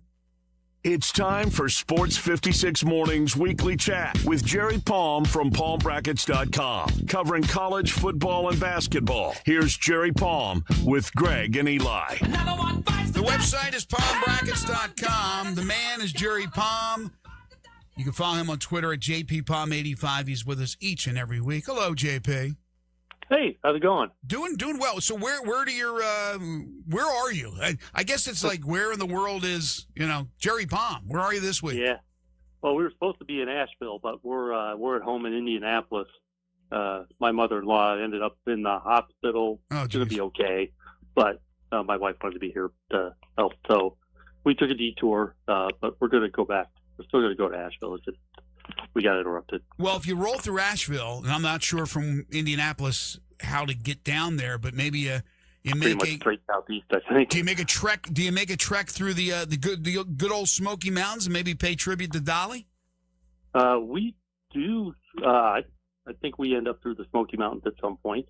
Yeah, it's not too inconvenient. We might do something like that. We were both fans. That's it. If you're going like so many, we were both fans. Everybody was going to Asheville. I would think you would go right through there, basically. Yeah, I think you would, right? I haven't really looked that far ahead. Yeah, because I think it would be way out of your way to go all the way around and to avoid that stuff. But anyway, at PalmBrackets.com, you got the predictions up there. You got the bowl projections. You got the playoff projections. And right off the bat, I'm staring at a bit of a surprise in your championship game, which would be the championship game would be was it like the 14th of January? Well, my top two seeds are Ohio State and Georgia. Is that what you mean? Oh yeah, that's what you have. You have Georgia. Wait a minute. It doesn't have a championship game predicted. Oh, okay. I see that championship. I didn't play it out. But the top two seeds are Ohio State and Georgia. Okay, okay. I'm sorry. I saw championship and I saw Oklahoma, Indiana, that's just the date. And I jumped to that conclusion. Date. Okay, so oh no, the playoff is just predicting who's going to make it, where they're seated. Gotcha. I don't play it out until we get the actual playoff bracket. Okay, for those who haven't seen it yet, and I would suggest you go to PalmBrackets.com. Ohio State 1, Georgia 2, Notre Dame 3, Texas Tech 4. They are your top 4 seeds. Your first round matchups, you got Utah and Miami. That's a 9 versus an 8. Boise State as the group of 6 representative playing Texas, 12 versus 5. Here's the Oklahoma-Indiana game that I alluded to, 10 versus 7. And LSU, Oregon, 11 versus 6. Do you think LSU could still get there without playing professionals? Well, I didn't make the prediction based on them playing professionals. I know. So, yeah. What a mess. Isn't it good? Isn't it so much harder to follow? Oh, my God. It's just, and basketball is like this too to some degree, but it's just so hard to, it's week 0. This is week 0. Yes. And rosters could still be changing. Right. It's crazy. And probably will. But isn't it good that while we wait for, intervention from the political world, possible intervention with the Protect College Sports Act, and we don't get much from the NCAA. Probably does nothing to protect college sports. True. And then, of course, we have all the stuff going on around the different states with the judicial hearings and temporary. Everybody's got a friendly judge. Yeah. So with all that going on, don't you think it was a great move yesterday, starting from the Big Ten to the SEC, and soon I would imagine the other conferences jumping on board and saying, "Listen, we can't wait, but there's no way we're allowing this to happen. And if you want to play one of these dudes, you're going to severely be punished." Well, that hurts LSU because they're about to play one of those dudes. That's what I'm saying. I mean, but isn't it good that they did this? They laid down the law. It is until some judge says they can't do it. Yes.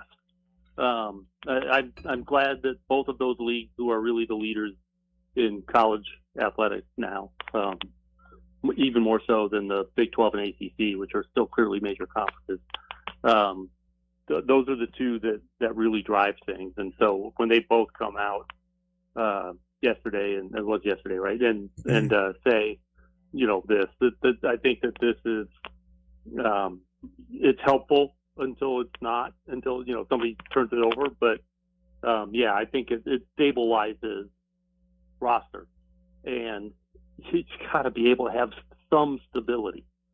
And it's just because it's just chaos.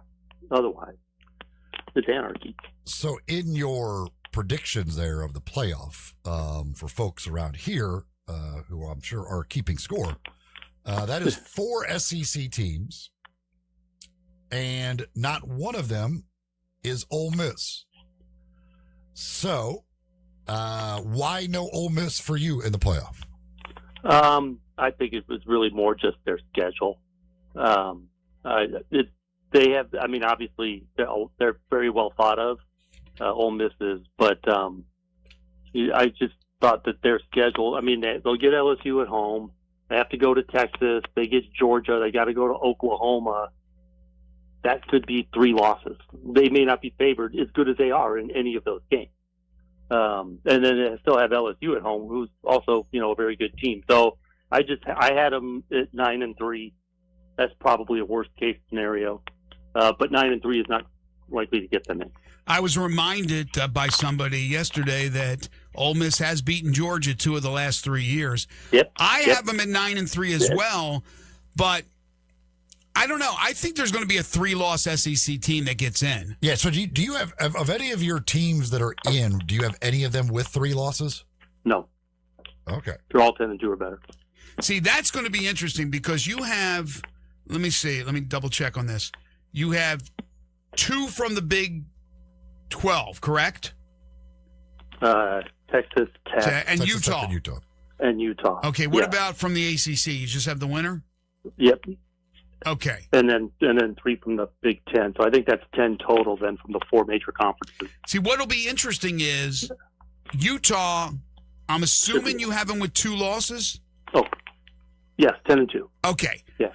Texas Tech twice, I believe. The 10-2 Utah, like in this equation right here, in this scenario, the argument for the committee, the 10-2 Utah versus the 9-3 Ole Miss, the 9-3 Oklahoma, the 9-3 LSU. I just think. Yeah. Go ahead. No, you're right. That could definitely be a point of discussion. I ended up with Utah because they get a win over BYU, who's going to be in about the same spot in the ranking. And I don't think I had Ole Miss with a win that good. But even though their schedule's probably better, ultimately you got to win some games. So you got to win some of the big games. So but it's hair splitting. You could easily make a case for Ole Miss, and you could also make a case for them to do better than I predicted. Well, if you had with Ole Miss, if you had Ole Miss at 9-3, that would mean at least 1 win out of Oklahoma, Texas, Georgia, and LSU. Yes, correct. And a win over Louisville, who people believe will be good. Might end up being pretty good as well. I had them second in the ACC. So yeah, I mean, there'd be a case for Ole Miss. See, I've only got 2 SEC teams better than 9-3. So I think there's absolutely going to be a 3-loss team in this year. I think there might be multiple 9-3 or 3-loss teams in, because there's no way the SEC is only getting 2 teams in, if I'm correct, obviously, which I probably won't be. But yeah, I think the SEC is going to beat up on each other so much this year. I think we're going to get a 3-loss SEC team. Yeah, and I think he's laid down kind of the gauntlet there for the committee. Like, he already did it before the season. I mean, we're not even at the season, but months and months ago, talking about strength of schedule and going to the 9-game SEC schedule. He's kind of, not that he's the end-all, be-all, but he's got a pretty important voice. So I think we will have controversy, and I think we absolutely will have a 9-3 SEC team in. Yes, we have controversy every year. Sure. So it's a matter of which controversies are we going to have. I think it's the 9-3 versus the 10-2. I made that a plural word on purpose. So. Yes, no, you're right. You're right about that. But I really think it's going to rear its ugly head this year with the 9-3 versus the 10-2. And then I don't know. Go ahead. Go ahead. So one thing that's new, though, is that Notre Dame is in my bracket as an automatic qualifier. That's right. Top 12, automatic. There's a third seed, so they wouldn't need it. Yeah. But yeah, starting this year, Notre Dame is an automatic qualifier if they are in the top 12. Right. So this is a change that would have fixed, if you will, last year's problem, which wasn't a problem because the team that won the head-to-head game got in. But so it actually would have created. Are you telling me? If you use this year's rules last year, you would have had Duke in as well with 5 losses. Correct. So. Yes. So yeah. Jahan, are you telling me that Notre Dame has its own special rule? Is that what we're saying here? I know. I know. It's completely shocking to you, Greg. You might want to have a seat. Why didn't they include like Connecticut? If Connecticut's in the top 12, they get an automatic. Crazy that a team in the top 12 should make a 12-team playoff. I know it's weird. I know it's hard to comprehend that a team in the top 12 should be in a 12-team playoff, but automatically, they're automatically. I'm much more in favor of that rule for Connecticut than I am Notre Dame. There you go. All right, so other bowl predictions that you made. Caution, folks. This is very early. In other words, we haven't played a damn game yet. But they're already up at palmbrackets.com. I was looking where you had Memphis. You had Memphis playing in the Fenway Bowl, which is something we thought maybe was going to happen last year. But I know that Ryan Silverfield wanted to play the bowl game before Christmas. Does Fenway come after? Yeah, it's the day after Christmas. Maybe it'll be different with Coach Charles Huff. And Memphis has higher aspirations, but they'd be playing Georgia Tech in this one. You get an ACC opponent, so it's always nice to get a major conference. Exactly. They certainly want to play a power conference school if they don't get to the playoff as the Group of 6 representative, and we know that's going to be a big challenge for Memphis. They have a really tough schedule, but you like Boise State, Memphis. Yeah, Memphis will play Boise in a couple of weeks, but you like Boise to be that team, huh? Yeah, I think first of all, their league is going to be better in terms of depth than the Old Mountain West.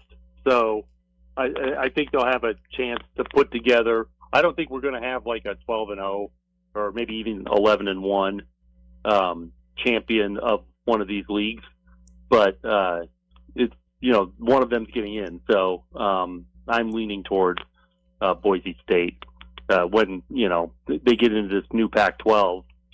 I think they have an advantage. I think they're the best team in the league, but they got to go to Oregon. They get Memphis at home, so there are definitely some games that are, right off the bat, they could put them behind the 8 ball. But, but that's, for Memphis, UNLV and Boise right off the bat too. So, that's Memphis is scheduled ambitiously, and if they can win, it's a great opportunity. Then you got to go on and win the league too. Right. That could really play in their favor if you're deciding between a bunch of 1 or 2 loss teams out of those conferences. We don't have to win the league this year.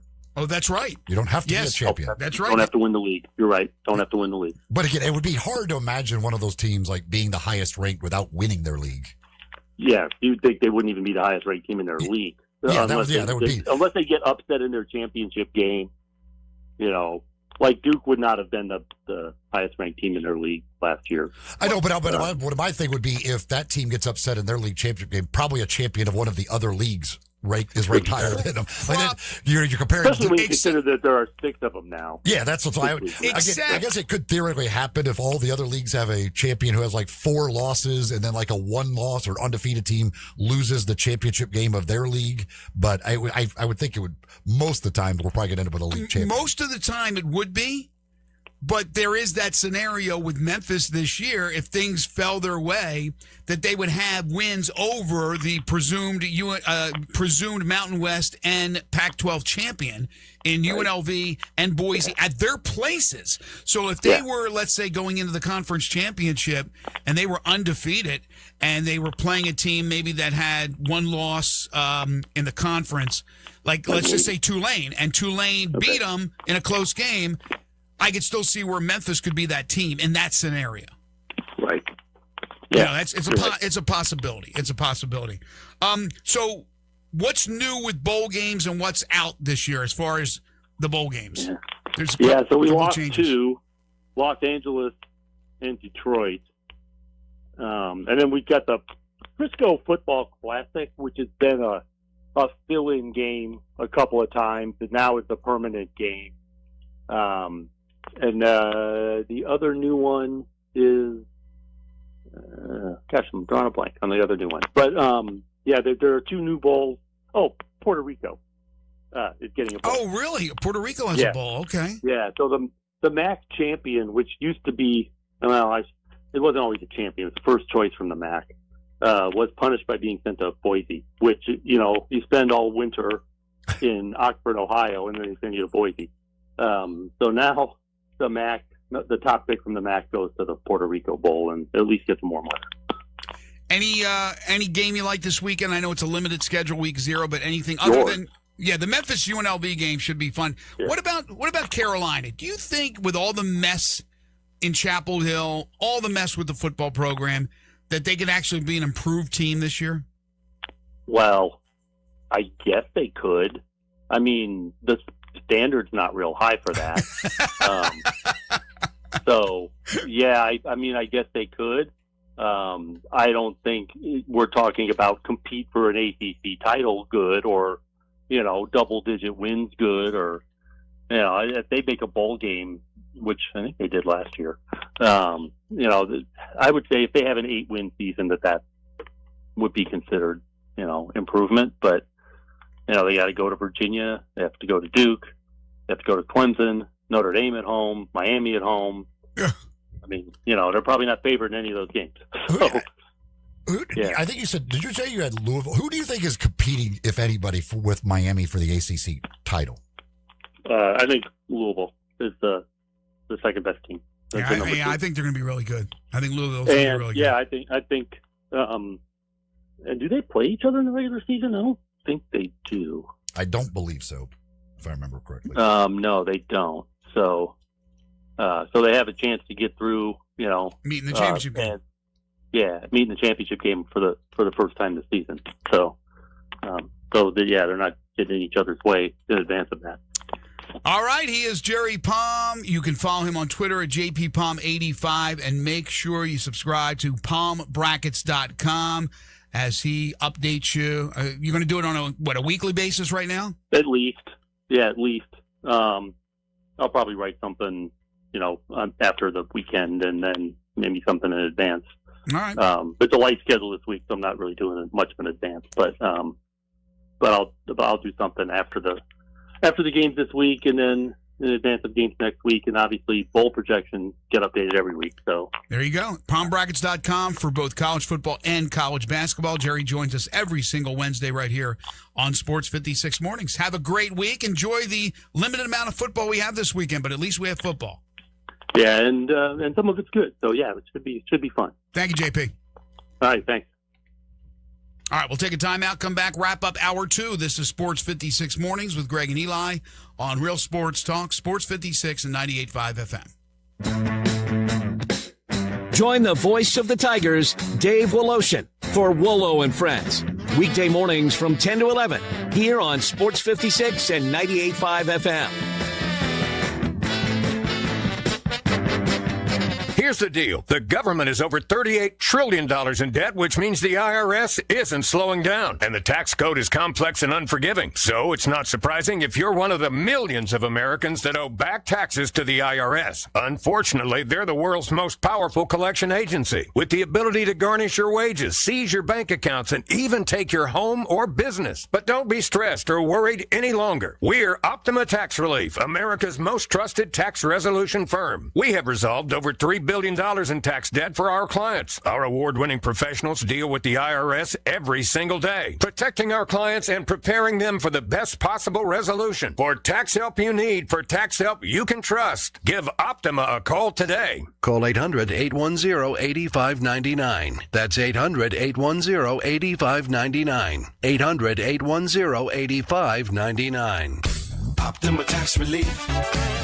Some restrictions apply. For complete details, please visit OptimaTaxRelief.com. K4TE 349980, MSRP 24825, Celtos V5010936, MSRP 27130, Sorrento TG 455570, MSRP 34280, Telluride VGO 42843, MSRP 44420, EV9 TG 007645, includes all rebates and incentives, PF 895, must finance through KFA, excludes tax title and license with approved credit, dealer stock only, see dealer for complete details, offer valid through 8/31/26. I've got Jeff Allen on the line. Gossett Kia South Mount Moriah. Let's cut to the chase. What do you got for us? Hey, Randy, you ready to make memories with your new ride? 2026 Kia K4 LXS, $229 a month, $34.99 due at signing. 2027 Kia Seltos LX, $258 a month, $37.99 due at signing. 2026 Kia Sorrento LX, $327 a month, and a 2027 Kia Telluride S, $449 a month, 24-month lease, $39.99 due at signing. And the all-new 2026 EV9 Land all-wheel drive, $12,000 off MSRP, or get 0% for 60 months. All equipped with Kia's 10-year, 100,000-mile powertrain limited warranty. So whether you live in Horn Lake, South Haven, Olive Branch, or Memphis, you'll be happy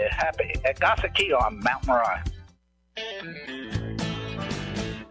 Hi, this is Troy Five-Ash, owner of Five-Ash Roof Services. I wanted to take a minute and discuss advertising with you.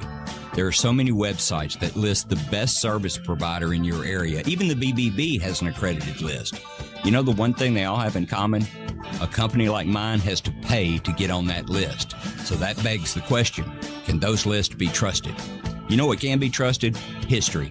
We've been around for almost 30 years providing customers with the best service and the best products that we possibly can. So if you need a roof, siding, or gutters, give us a call. We'll come talk to you and let you decide for yourself whether or not we know what we're talking about. Five-Ash Roof Services. Best products, best warranties, and in many cases, the best price. We're fair, honest, and ethical. 367-0050 or MemphisRoofer.com. 367-0050 or MemphisRoofer.com. Five-Ash Roofing, it's what we do. We're here for you.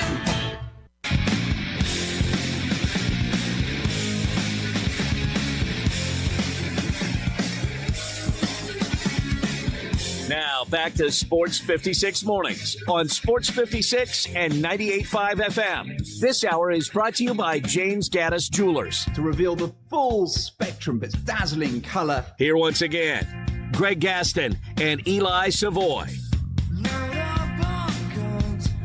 Welcome back, everyone. 8:52 the time. Coming up in hour 3, Frank Bonner will join us from the Daily Memphian to talk Tigers football, and then we'll make our predictions for the upcoming Tigers football season. The Grizzlies yesterday announced their mini ticket plans. Mm-hmm. There are 2 10-game plans that they announced yesterday. One of them made me laugh. Well, that's not good, is it? Well, made you laugh? One of the things in one of them. Okay. The marquee matchup plan.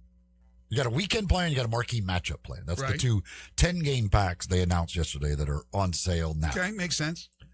The marquee matchup plan includes the Jazz, the opener, okay, Warriors, Spurs, Rockets, Timberwolves, 76ers, Knicks, Lakers, Oklahoma City. Here we go. That's 9 of the games. That's, okay. I mean, right. Hell, that's a great 10-game pack. All right, let me guess who you're going to say here, because I haven't seen it. It's going to be one of the worst teams.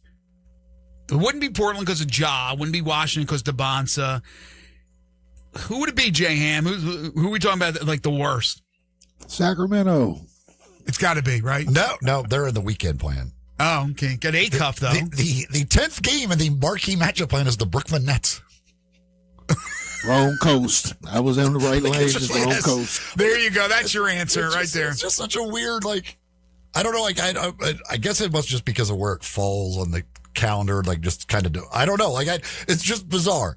They were hoping maybe we can get Jay-Z to come down with them, I guess. I don't know.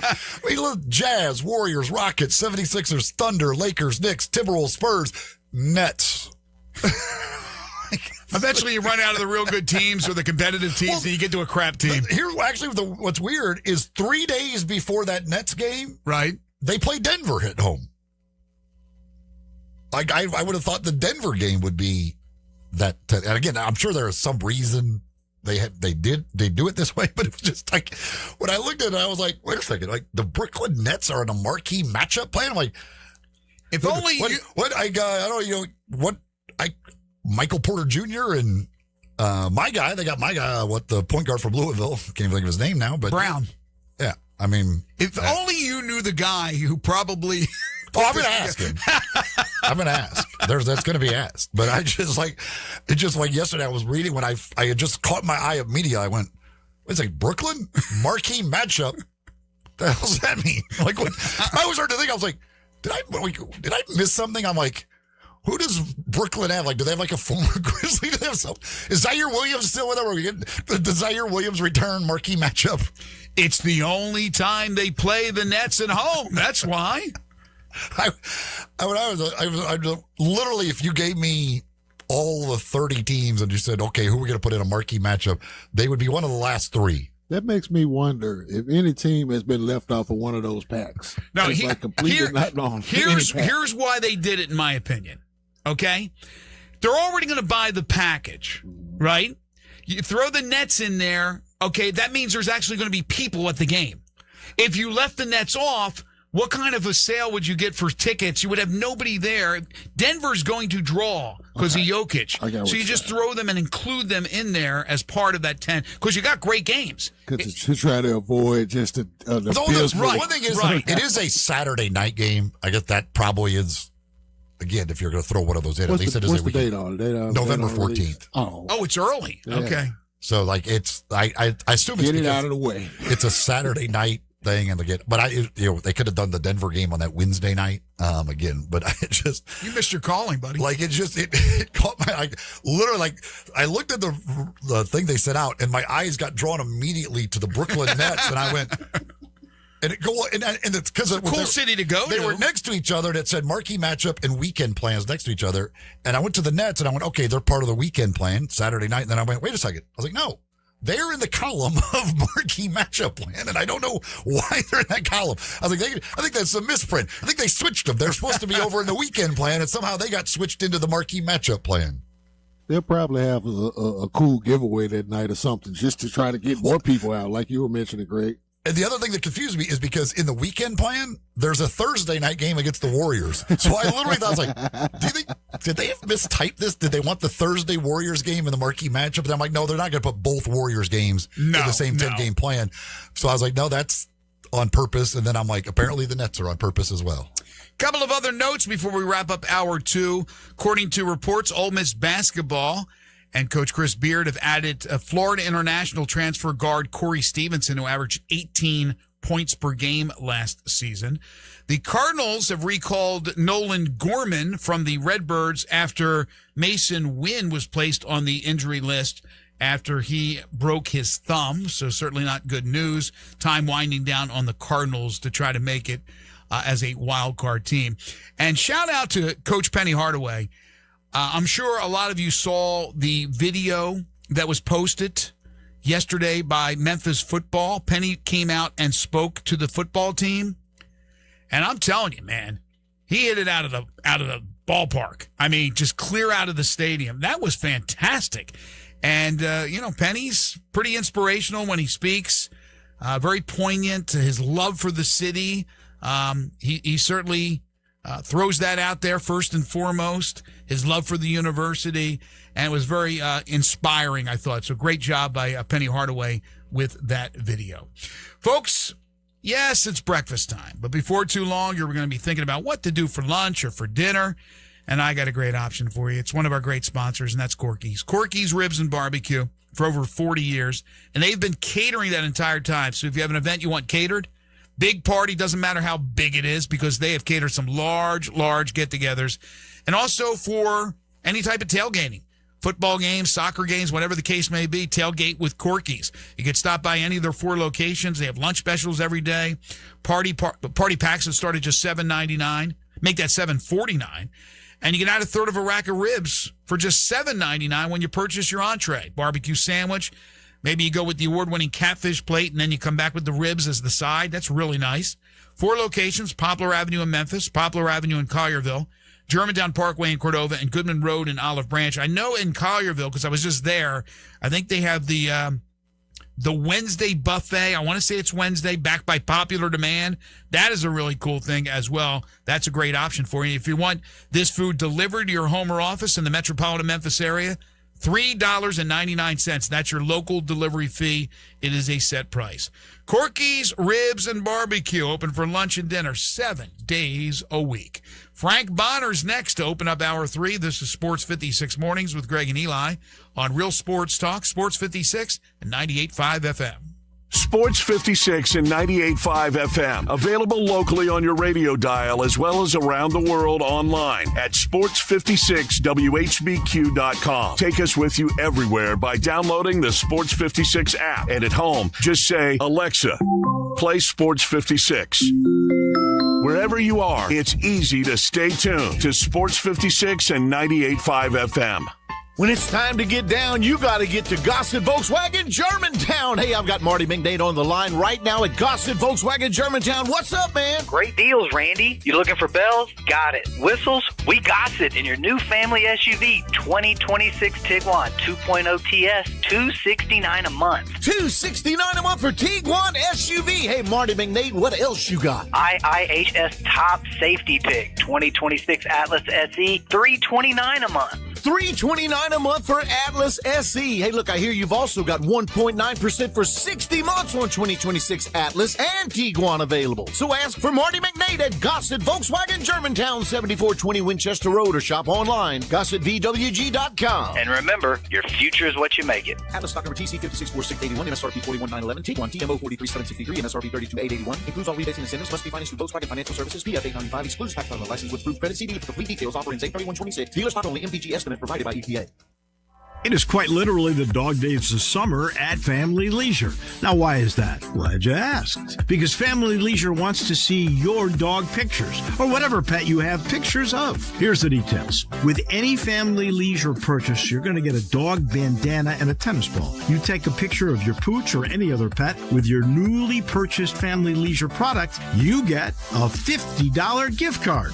Come on, how many pictures do you already have of your pets on your phone? Family Leisure is giving you an excuse and a gift card to take one more. Now, what other dog days deals are there at Family Leisure? How about a swimming pool as low as $19.99? How about patio furniture that's up to 50% off? Get this, if you purchase any hot tub in stock, Family Leisure will give you a free theater seating set. Now you know why they're called the dog days of summer at Family Leisure. Family Leisure, Witten Road at I-40, where family fun and your pets all come together. It's sort of a philosophical question. Oh, boy. Here we go. Bear with me. Central Barbecue's slogan is, smoke is our sauce. I've seen the sign. So then why does Central Barbecue offer so many sauces? This is exactly why I try not to engage. While Central Barbecue is so delicious from being slow smoked for 24 hours, it doesn't need sauce. That's my point. Silence, Padawan. While Central Barbecue doesn't require sauce, it's nice to have the option. Better to have sauce and not need it. Than need it and not have it. Got it. Although you'll never need any sauce at Central Barbecue. This traffic brought to you by Old Dominick Distillery. Come for the spirits, stay for the experience. Cheers to Memphis. Learn more at olddominick.com.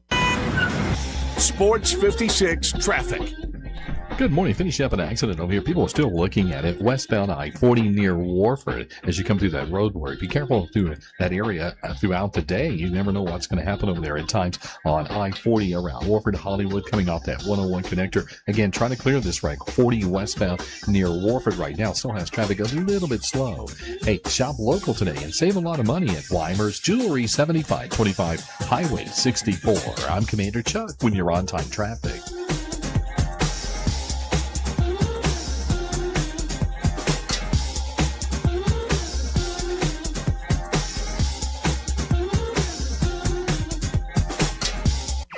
Broadcasting from the Family Leisure Studios, we are Sports 56, WHBQ Memphis, and W253DF Memphis. Now back to Sports 56 Mornings. Good morning. On Sports 56 and 98.5 FM. Here once again, Greg Gaston and Eli Savoy. Welcome back, everyone. 9:04 the time, hour number 3 here on Sports 56 Mornings, the Wednesday, August 26th, 2026 edition. Greg Gaston, Eli Savoy, Jay Ham with you. We're live and local, broadcasting from the Family Leisure Studios. Family Leisure, that's where family and fun come together. The Dog Days of Summer sale going on right now, so go visit Billy, Lindsay, and the gang at Family Leisure. Tell them you heard it here on Sports 56. Currently, it's 82 degrees. High temperature today, now it's changing. Now they say it's only 89, so, and I say only 89, but that's going to feel a lot better than 98. Humidity, though, is rising, so the heat index will be higher, but 89 for a high.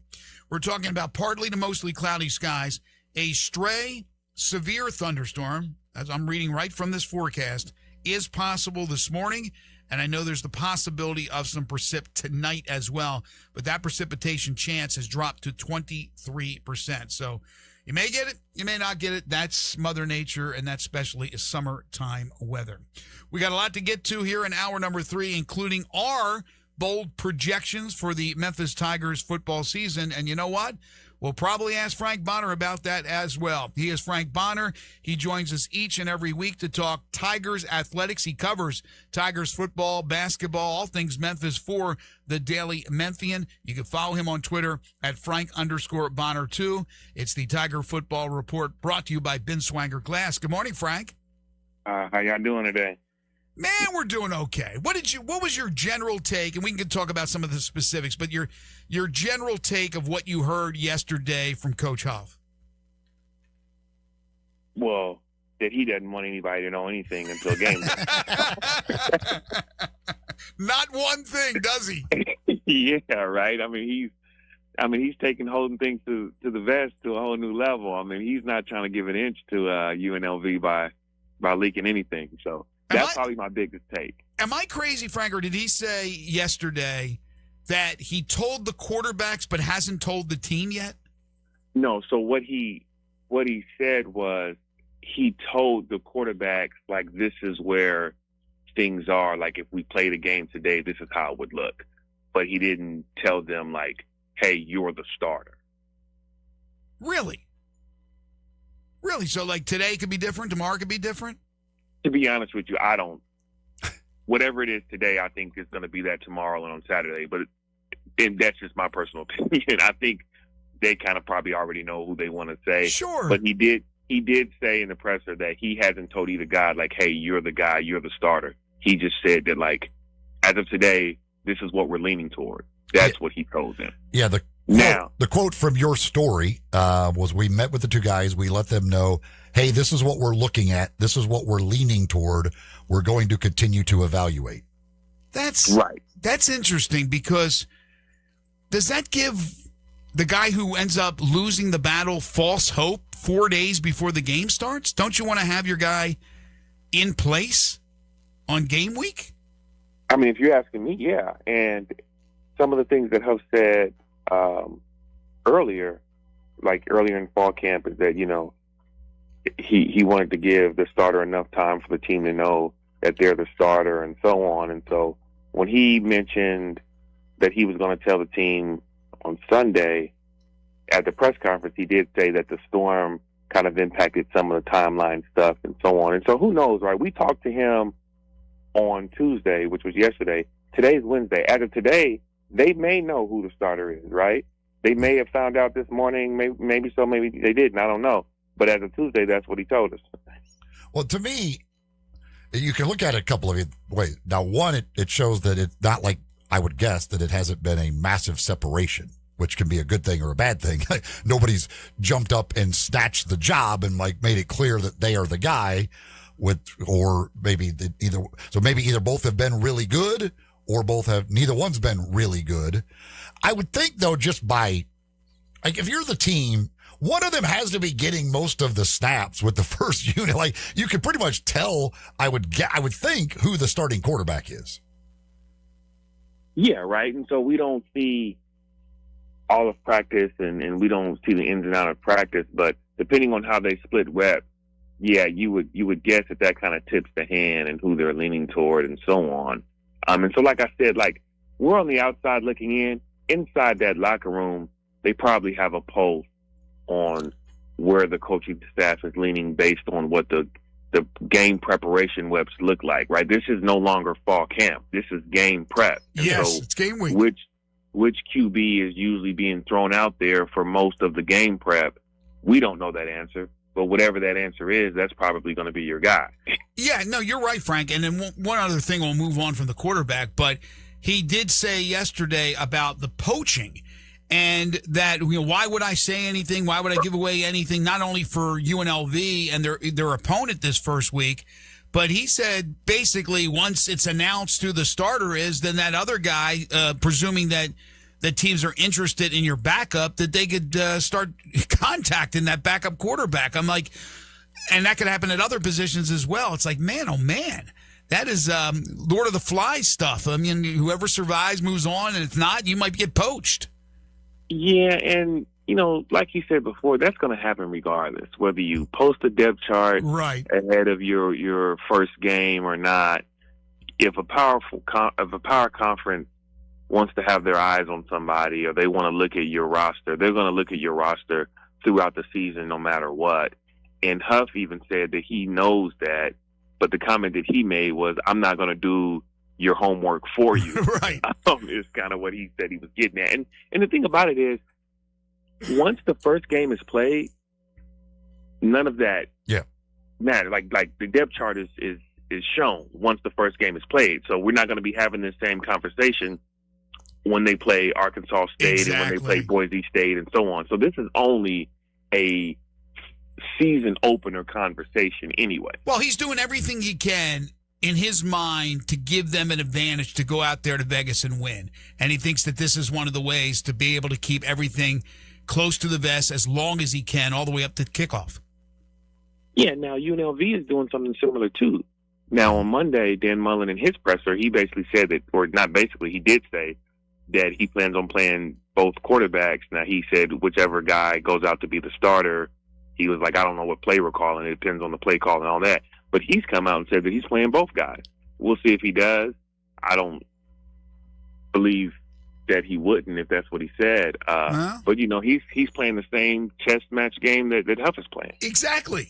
Well, it's also like when you say they're both going to play, does that mean they're splitting, or does that mean we've got a couple of packages for one of the guys who, if it's on the goal line or whatever, we might use that guy, or the other guy starts playing well and you scrap everything and say, hey, this guy's playing well, so we're gonna stick with him. I mean, it's easy to say we're gonna play both, and afterwards, if you don't, you go, yeah, well, the game dictated that it just didn't work out for the other guy to get in the game. I just think it's gamesmanship. Again, Coach Huff isn't saying anything. Mullen is saying it, but what is he really telling them? Hey, I got two guys, and we're playing both of them, and when we play, we don't know. So really, they're not divulging any information either. They're just going in a different way around saying something. No team has provided a two deep.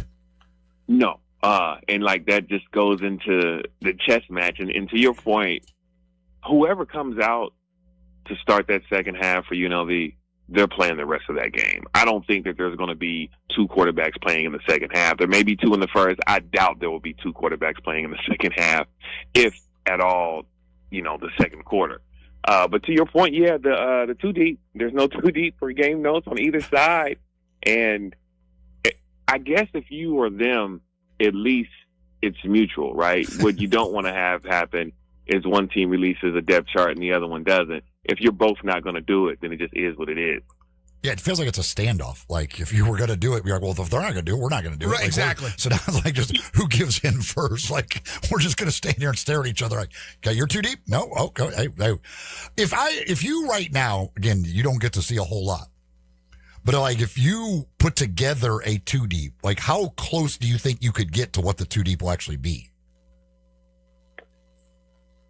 I think I could get pretty close in a lot of positions. Now, would I be spot on?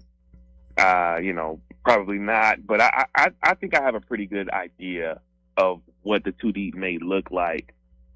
Even if somebody, like if I'm wrong about a starter, I feel like that guy, if he's not a starter, he's going to be the number 2. You know what I mean? I feel pretty confident. Yeah, you're not going to miss by like some guy you're going to put as the starter. He's not even going to play. Like he's fourth on down. Again, you're going to know. He's not on the obviously trip. You're covering the team on a daily basis. You're going to have a pretty good idea of who the guys are. I think one guy we know who's definitely going to play for UNLV is Jet Thomas, the running back.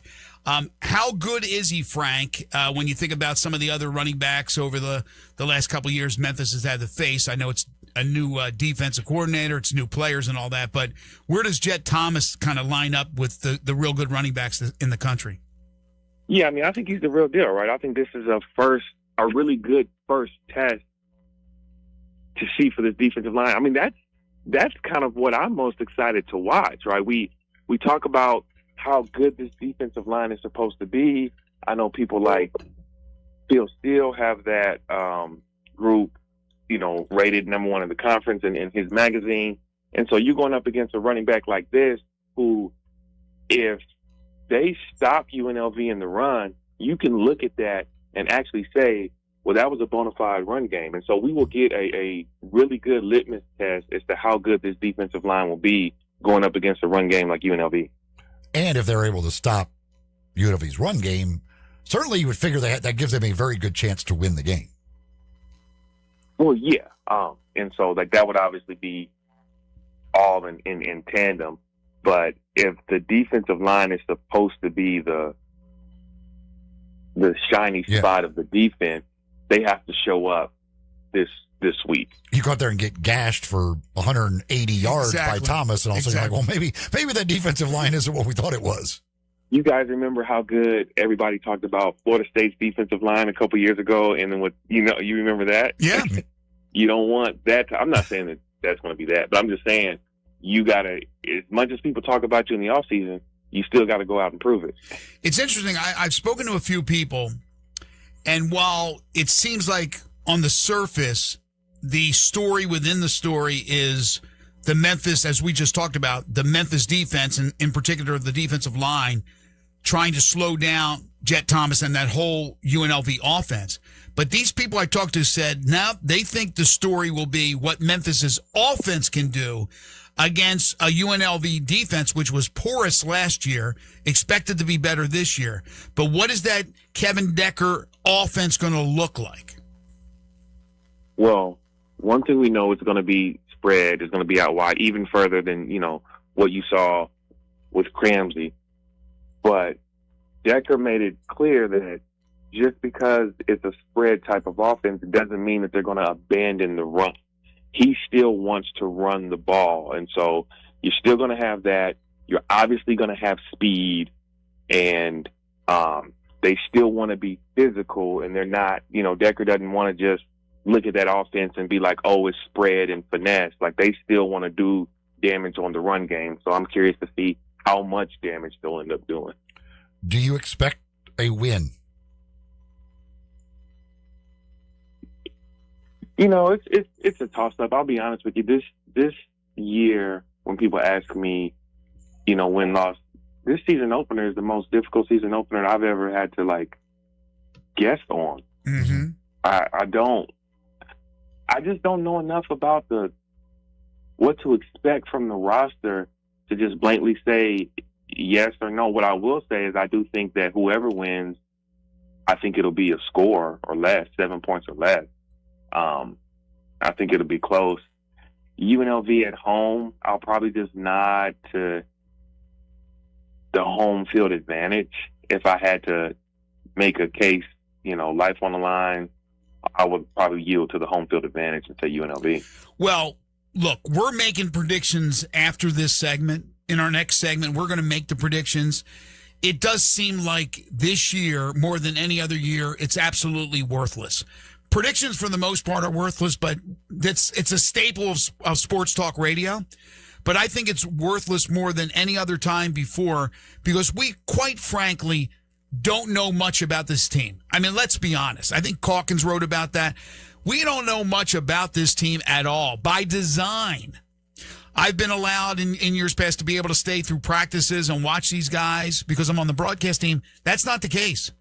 So we are going to learn an awful lot in game one. Not everything. We're going to learn an awful lot, but we're going to go ahead and we're going to make the predictions, and hopefully nobody holds us to it.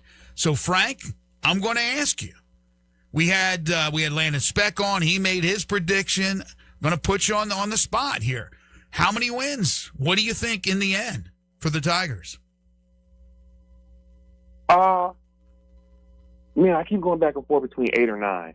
If you put it's gonna be that 8 or 9 range. Let's see, 3 losses. I'm gonna say 9. I'm gonna say 9. I'm gonna say 3 losses and go with 9. We've seen some predictions that are all over the place. I don't know if you saw the ESPN guys. I think it was Schlaball had them going to the new Frisco Bowl, whatever they're calling that, and the other guy who I never heard of had Memphis not even being eligible for a bowl. I saw that. I thought that was a bold lowball prediction. Oh my gosh! I mean, can you look? I don't care if it's. I'm the one who's been saying, listen, let the guy ease into the job. I know his expectations are high. I wouldn't be surprised if they went to the championship game in their first year, but I'm not going to sit there and say they have to. I think playing well, playing competitively with that tough schedule, that's what my expectations are. But my gosh, if you won less than 6, whew, ouch. You talk about a step backwards. And I don't see that. Even with that schedule, I don't see that because, again, Memphis can compete with anybody in the group of 6 financially. Yeah, I don't see that happening. So you're talking about 5 wins or let's just count them, right? I mean, you also have just look you have on the schedule. You have UT Martin, Charlotte, and UAB on the schedule, and you have Temple. Well, that's 4 right there, is it not? Yeah, and it's basically losing every one of the. Yes, I mean it's at UNLV, losing at UNLV, at Boise, at Tulane. Probably, and then what? Army, Navy, USF, East Carolina. Yeah, that's basically having them lose. Unless there was a shocking upset, they lost to Arkansas State or UT Martin or something like that. He has them losing all those games, including 2 of them at home in Army and East Carolina, which I think are going to be very tough games. I don't think you should undersell Army by any stretch of the imagination, but he has them losing every single one of those games, and I know it's going to be very hard to win the bulk of them on the road because they play them all on the road except for East Carolina and Army. But by golly, I mean, they certainly can win their share. And to think they're winning 5, I mean, that's nuts. And you've got to respect Charles Huff's resume a little bit when you're doing these predictions, right? To expect him to come into Memphis, which has the most resources he's ever had as a head coach, the roster that he's been able to recruit, and think that he's going to turn that into 5 wins. There's nothing about his track record that suggests that that's what's going to happen. Right. Exactly. There is a track record. As he said, Google me, or I know Signetti said that, but he said, I win. You know, look me up. Basically, I win, and I expect them to win. Do I expect them again to win the conference championship in year 1? Probably not. We'll make those predictions in our next segment, but I expect this team to be very good, very competitive, and we'll learn a lot more this weekend. Have a safe trip out there. We will see you in Las Vegas, Frank. All right, y'all take care. He is Frank Bonner, University of Memphis sports beat writer for the Daily Memphian. Follow him on Twitter at Frank_Bonner2, and listen to him every week right here on Sports 56 Mornings. It's the Tigers Football Report, and it's brought to you by Binswanger Glass. That's right. For all your glass needs, Binswanger Glass right there across the street on Hollywood, right across from Simmons Bank Liberty Stadium, 340 South Hollywood. For any glass needs that you have, go see them or give them a call, 800-337-9244. You can also find them online. Check them out online. Check out everything they offer at binswangerglass.com. To our point earlier, in fact, maybe the first segment, I think we talked about Memphis and the schedule with Mississippi State and that game now that was scheduled for 2028 off the board, and the 2034 game now moved to 2034, that to be played in Starkville, at least for the time being. I think that will come off the board eventually. According to FBS schedules, of the roughly 890 games scheduled across the 138 FBS programs in 2026, only 10 involve a Power 4 team traveling to a Group of 6 venue. 10 of 890. And it will only go down. Only go down. We'll take a timeout. You're tuned into Sports 56 Mornings with Greg and Eli on Real Sports Talk, Sports 56 and 98.5 FM. Add a little fun to your lunch break. Join Johnny Radio for Sports 56 Happy Hour from 11 to 1 every weekday on Sports 56 and 98.5 FM. Nothing symbolizes your love like a natural diamond, and nothing compares to the real diamonds you'll find at Sissy's Log Cabin. Here, you'll only find brilliant natural diamonds that have been here long before your I do, and that will become more treasured with time, just like your love. Explore our expansive selection and enjoy unmatched quality and service at your nearest Sissy's Log Cabin or at sissyslogcabin.com. Find a real natural diamond worthy of your story only at Sissy's. Chris Price here for Metro Builders. Everything costs more these days. Groceries, gas, insurance, repairs, everything. But at Metro Builders, we decided it was time for something to finally go the other direction. The great deflation event continues from Metro Builders. We went back to our suppliers, renegotiated our pricing across all 4 states we operate in, and now we're passing those savings directly to you. Right now, homeowners can save up to 15% on all roof replacements, with even bigger discounts available on all roof repairs. So if you've been putting off that roof because of the price, now may be the time to get it handled. Don't let them tell you it needs to be replaced when all it may need is a repair. We'll measure your roof from outer space with free inspections, gutter cleaning with any roof job, and pricing on site during the first visit. Metro Builders, don't miss the great deflation event today. Get your roof inspected, get all options, and see how you can save. Call me. Metro Builders, 901-375-1717. That's 901-375-1717, or schedule today online at metrobuildersmemphis.com. I'm Gary York. I'm the service director at Lexus of Memphis. Our service department wants to be more than just a place where you get your oil changed. We do glass repair, windshield replacement, recalibration of your camera and sonar systems, even wheel repair, tire replacement, all the things you would expect from a luxury automotive dealer. Please check out our website. You can schedule your appointment, check out our specials, hours of operation, or if you'd like to do it in person, please reach out to one of our associates at 901-271-5199. Sound familiar? At Mattress Firm, we understand there are many problems that can keep you up at night, like snoring, aches and pains, or sleeping hot. Our sleep experts have the unrivaled know-how to match you with a mattress that can help. And now at Mattress Firm, save up to $700 on Tempur-Pedic, plus get a $300 instant gift. For the great sleep you deserve, visit Mattress Firm. We make sleep easy. Restrictions apply. See store or website for details. Now back to Sports 56 Mornings. Good morning. On Sports 56 and 98.5 FM. Here once again, Greg Gaston and Eli Savoy. Welcome back, everybody. 9:27 is the time. As I said before the break, this is probably the biggest guess, because it's always a guess when you're doing a schedule prediction before the season starts and you're just taking stabs at things. But this one, I think, more than any other year because of the unknown. But with that said, we're going to give you our predictions. And if you want to give us yours, just text them in at 901-360-8255. The Sissy's Log Cabin listener lines. You can text in yours, 901-360-8255. You don't have to go game to game, which is what we're doing. Just give us a prediction on the record, the regular season record. If you want to say, yeah, they're going to get to the conference championship game, they're going to win the conference championship, whatever you want to say is fine.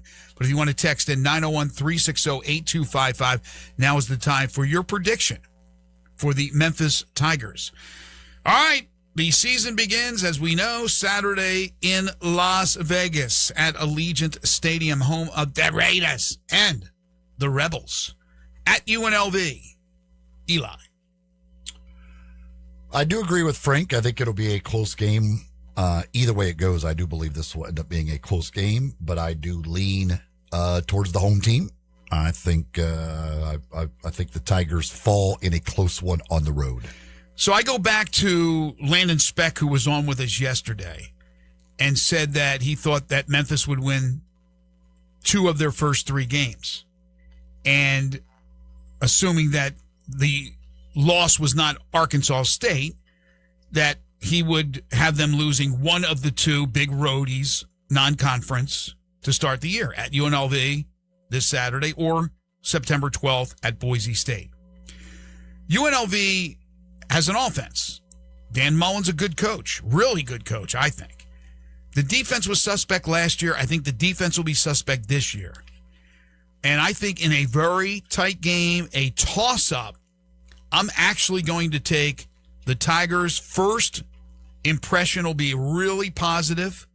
And I think that they'll be able to throw on that defense, whether it's Stokes or Nolan, and I think it'll be Stokes, that they'll be able to put some yardage up there from a passing standpoint, and Memphis in a close one wins.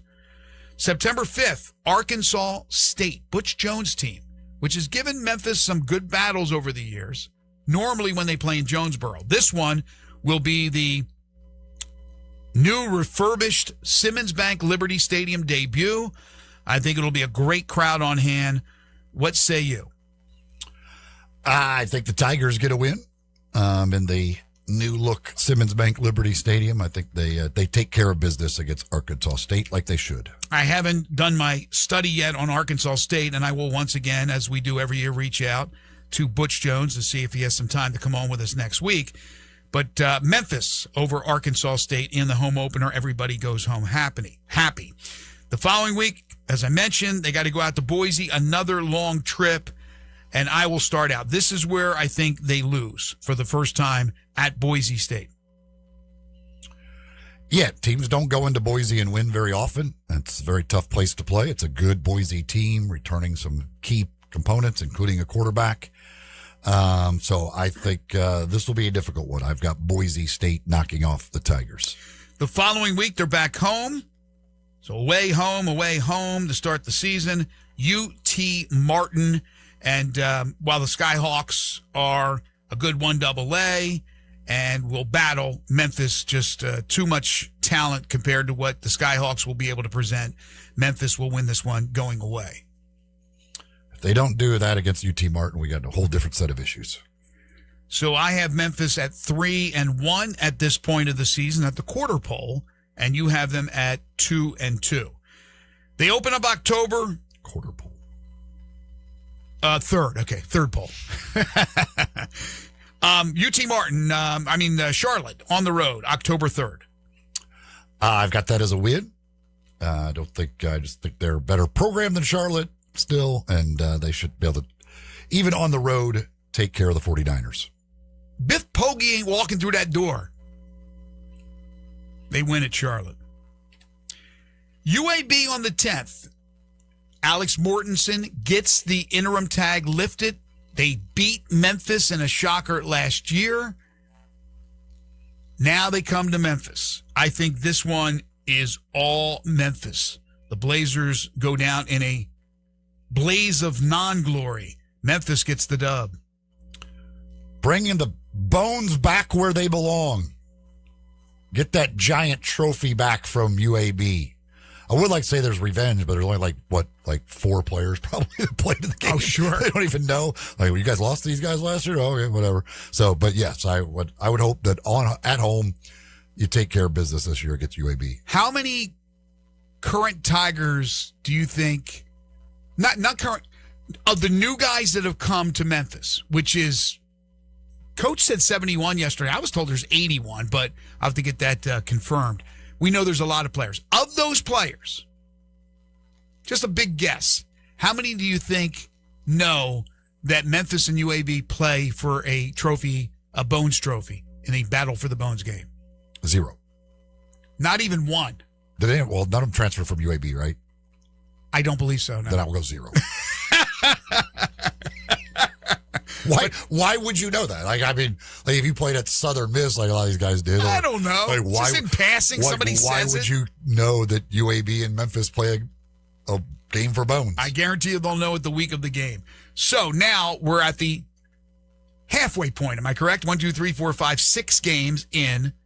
I have Memphis sitting at 5-1, and you have them sitting at 4-2, correct? Mm-hmm. Okay. Now it gets interesting in conference. So 6 days later, not a full week, so that would be a Friday in New Orleans, right? October 16th, Friday, I believe, at Tulane. I have the Tigers going to Tulane and winning that game.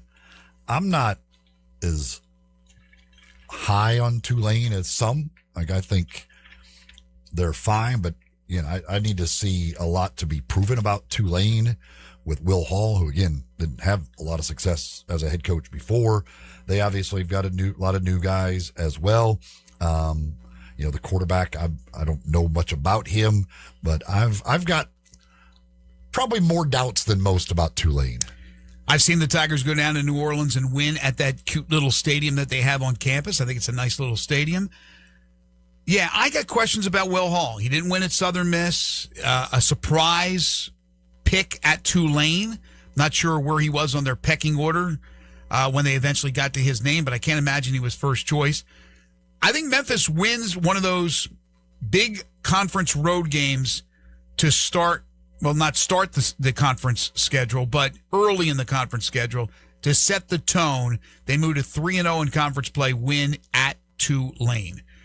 Okay, 6 days later, 2nd of October, East Carolina at home, a much improved Pirates team.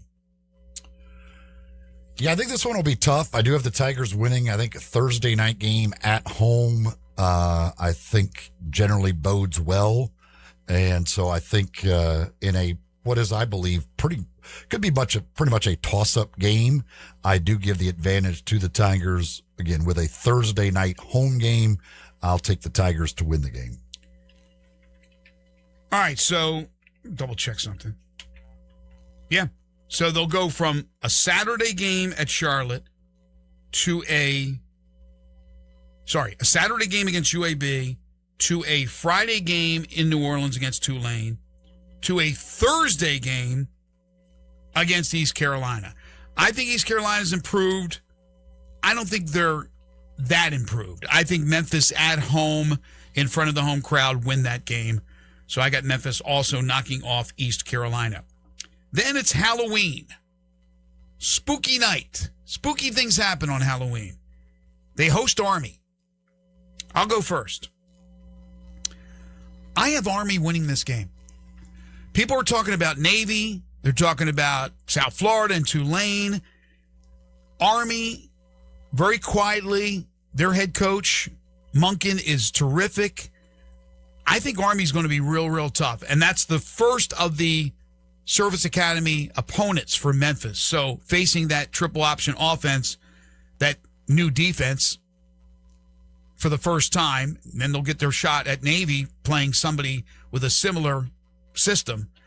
I think Army gets them at home on October 31st for their second loss. I have Army beating them as well.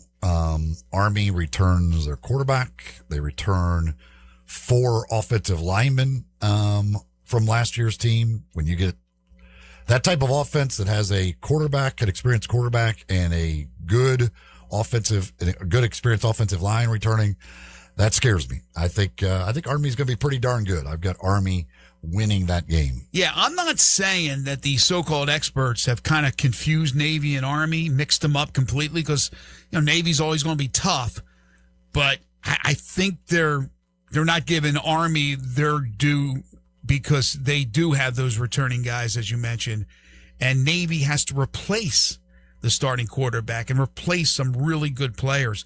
So I think Army's going to be the real tough out for Memphis.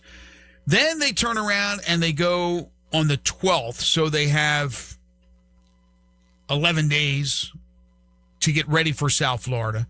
Brian Hartline, new head coach, new quarterback. Byron Brown's gone. This game will be in Tampa. The last time they played, the game got moved to Orlando because of the hurricane. South Florida's building an on-campus stadium, but it won't be ready. They'll play at Raymond James. What do you got? This, again, I think is a toss-up game. I think pretty much all of these games right here in a row are kind of toss-up games, and I think will be very close lines and very close games, a lot of them. I do have the Tigers winning at USF. Don't feel extremely confident about that, but I do have the Tigers winning that game at USF. I think it also will be, as you said, a very, very close game. And I give the nod here to South Florida winning at home. I think this is the home 3-point difference that we often give the home team in games. They got 9 days to get ready for Navy. They'll play Navy on the 21st. They have to go to Annapolis.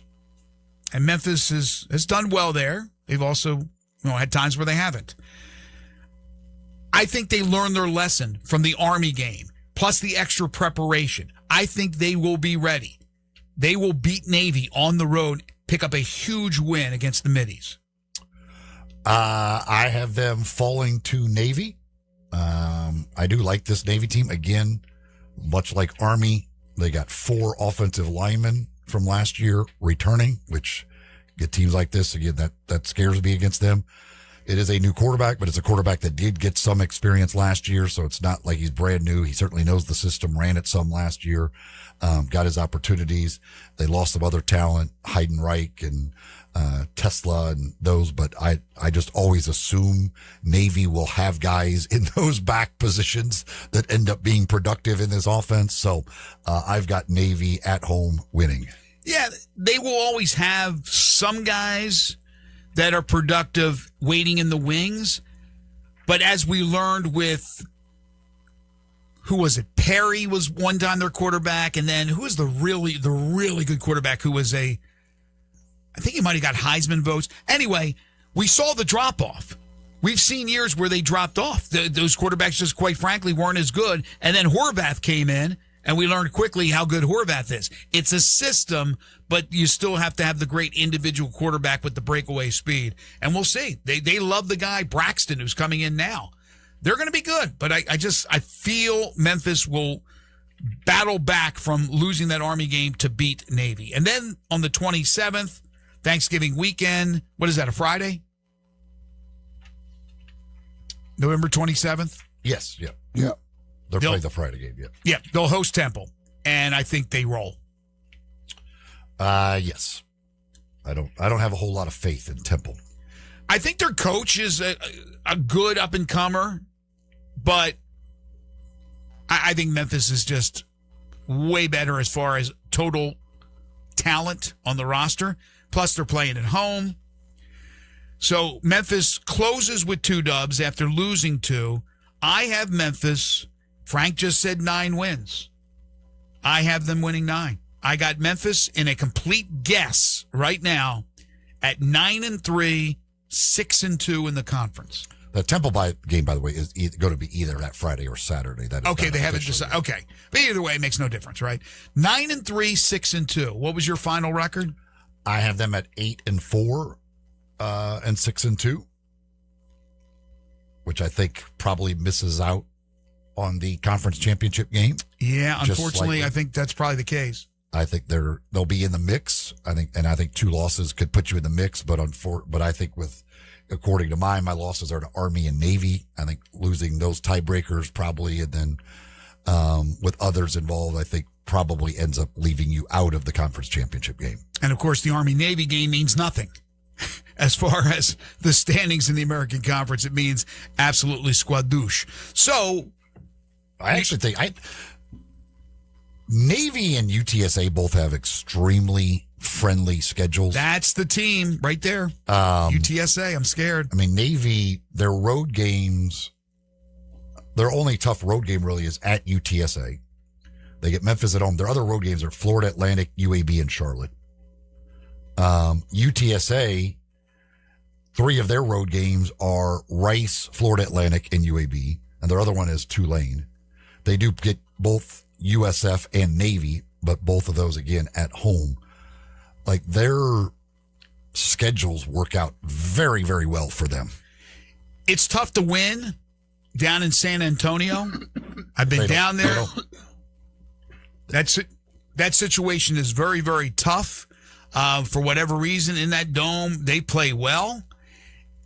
The quarterback is back. The coach is still there, but they don't have the hosses, I think, on defense. They'll give up a lot of points. They'll win a lot of high-scoring games. Now, Memphis is not on their schedule, so Memphis doesn't have to worry about UTSA until possibly meeting them in the conference championship game. But I think for what you said, it scares me because I think they have an easy path, like you said. And if Memphis does lose in your scenario to both the armed service academies, the service academies rather, I think there would be probably not a lot of opportunities to be able to get to the conference championship game. They're in the mix. I don't think there's any question they're in the mix. As far as what was I going to say? Yeah, obviously the group of 6 representative, that's out the window. You're already going to be behind the 8 ball with a loss to Boise State if that happens in my scenario. But again, it's all, this is just guessing. And they have a whole season in front of them. And they have an opportunity in front of them. I just think right now, because of the unknown, we just don't know how legitimate that opportunity is. But on the schedule, the opportunity exists. When you play UNLV, the favorite to win the Mountain West. When you play Boise, the favorite to win the Pac-12. These are the schools you're battling, along with some of them in your conference, to be the group of 6 representative. Maybe somebody will come out of nowhere. I know a lot of people are talking about New Mexico being really, really good. But it's right there for Memphis. But again, what can we truly expect right now? We don't know. Let's talk on Monday. And we won't have all the answers, but we'll know a lot more on Monday. But that opportunity is right there in front of them. Folks, one of our great sponsors is All-Star Chevrolet. They are down in Olive Branch. If you're planning to be in the OB to try to pick out your favorite new Silverado for a test drive, I've got a question for you. How low can your payment go? Come to All-Star Chevy, see what 0% financing for 5 years on all these new Silverados will do. No payments until after Thanksgiving. Your good credit deserves it. Military and first responders, you get an extra $500 bonus. You always do at All-Star Chevrolet in Olive Branch. They have pre-owned makes and models for any budget. Go big with the Tahoe. Pre-owned Silverados, they got a ton of them. Whatever you're looking for, ask Jeff. He'll find it for you, and he'll find it for you fast. For all your commercial and fleet needs, All-Star Chevy is the top-rated business elite dealer. Express cargo and express passenger vans are there as well. If you have any vehicle you want to sell, bring it to All-Star Chevy in Olive Branch. Get the most money for it today. So together, let's drive. Don't miss the last best sale of summer event. It's going on now in Olive Branch at All-Star Chevrolet and online at allstarautogroup.com. You're tuned in to Sports 56 Mornings with Greg and Eli on Real Sports Talk, Sports 56 and 98.5 FM. Broadcasting from the Family Leisure Studio, we are Sports 56 and 98.5 FM.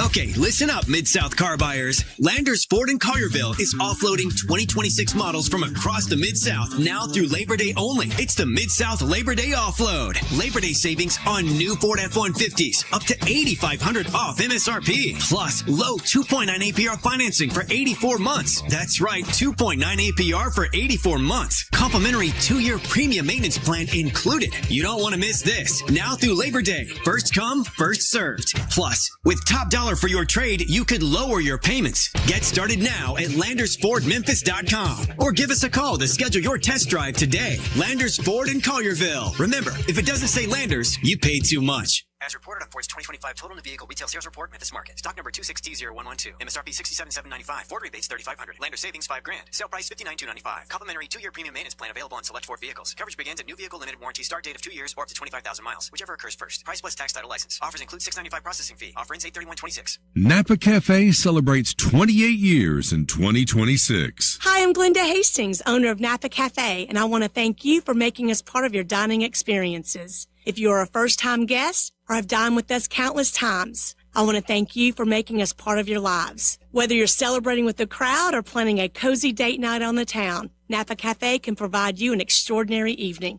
We have 5 dining rooms, including our private wine cellar, our Jan's room for 2 guests, and the Eleanor room for parties up to 60. Sit back, relax, and celebrate. Leave the cooking to us. Come see me at Napa Cafe, 5101 Sanderlin Avenue. We're open Wednesday through Saturday for dinner starting at 5 o'clock. We also offer curbside pickup from our full menu. For details on our stay-in, dine-out menu or reservations, visit our website at napacafe.com. We can't wait to serve you. Come join in and celebrate 28 years of Napa Cafe in 2026. Hi, this is Troy Fiveash, owner of Fiveash Roof Services. Do you know what Penny Hardaway and I have in common? We should both be in that building celebrating the best basketball players of all time. Of course, I'll have to buy a ticket to get in, but he should already be there. But seriously, we both surround ourselves with the best people we can find. We work hard to achieve our goals, and we are both among the best in our respective fields. At Fiveash, we can't win titles or get national awards, but what we can and do strive to do is give 100% of ourselves to give you the best product possible and one you can be proud of. So if you need a roof, siding, or gutters, give us a call at 901-367-0050, and we will do everything we can to provide you the best of everything. Fiveash Roofing. Fair, honest, and ethical. 367-0050 or memphisroofer.com. 367-0050 or memphisroofer.com. Fiveash Roofing, it's what we do. We're here for you. Now back to Sports 56 Mornings. Good morning. On Sports 56 and 98.5 FM. Here once again, Greg Gaston and Eli Savoy. So CBS Sports wrote about Lane Kiffin and the whole situation, how it unfolded as far as these professionals and Kiffin trying to get them to come to LSU and having the commitments. And then, of course, yesterday, the SEC, along with the Big Ten, coming down hard on any team that would try to bring in one of those players with some severe penalties. But CBS Sports reporting that Kiffin and the LSU Tigers reached out to multiple players on NFL rosters or their representation in an effort to get them to bring a lawsuit against the NCAA and return to school. CBS Sports also reports that LSU has had conversations with others who remain in NFL camps ahead of the league's cut day on August 30th. So what they're saying is that LSU instigated the fifth-year lawsuit and created the current college football chaos and possibly interfered with contractual rights of multiple NFL teams. How strange is this? We're talking about the college, the university, doing something to the NFL as opposed to the NFL or an agent reaching out to, back in the old days, to a college student athlete. It's like backwards, completely backwards in this scenario. One thing I could say for sure, Lane Kiffin is nothing if not relentless in his efforts to always try and figure out a way to improve things for himself and his team, and he will stop at no ends to try and figure out a way to make his team better. It's even, you're right. You're absolutely right about Kiffin.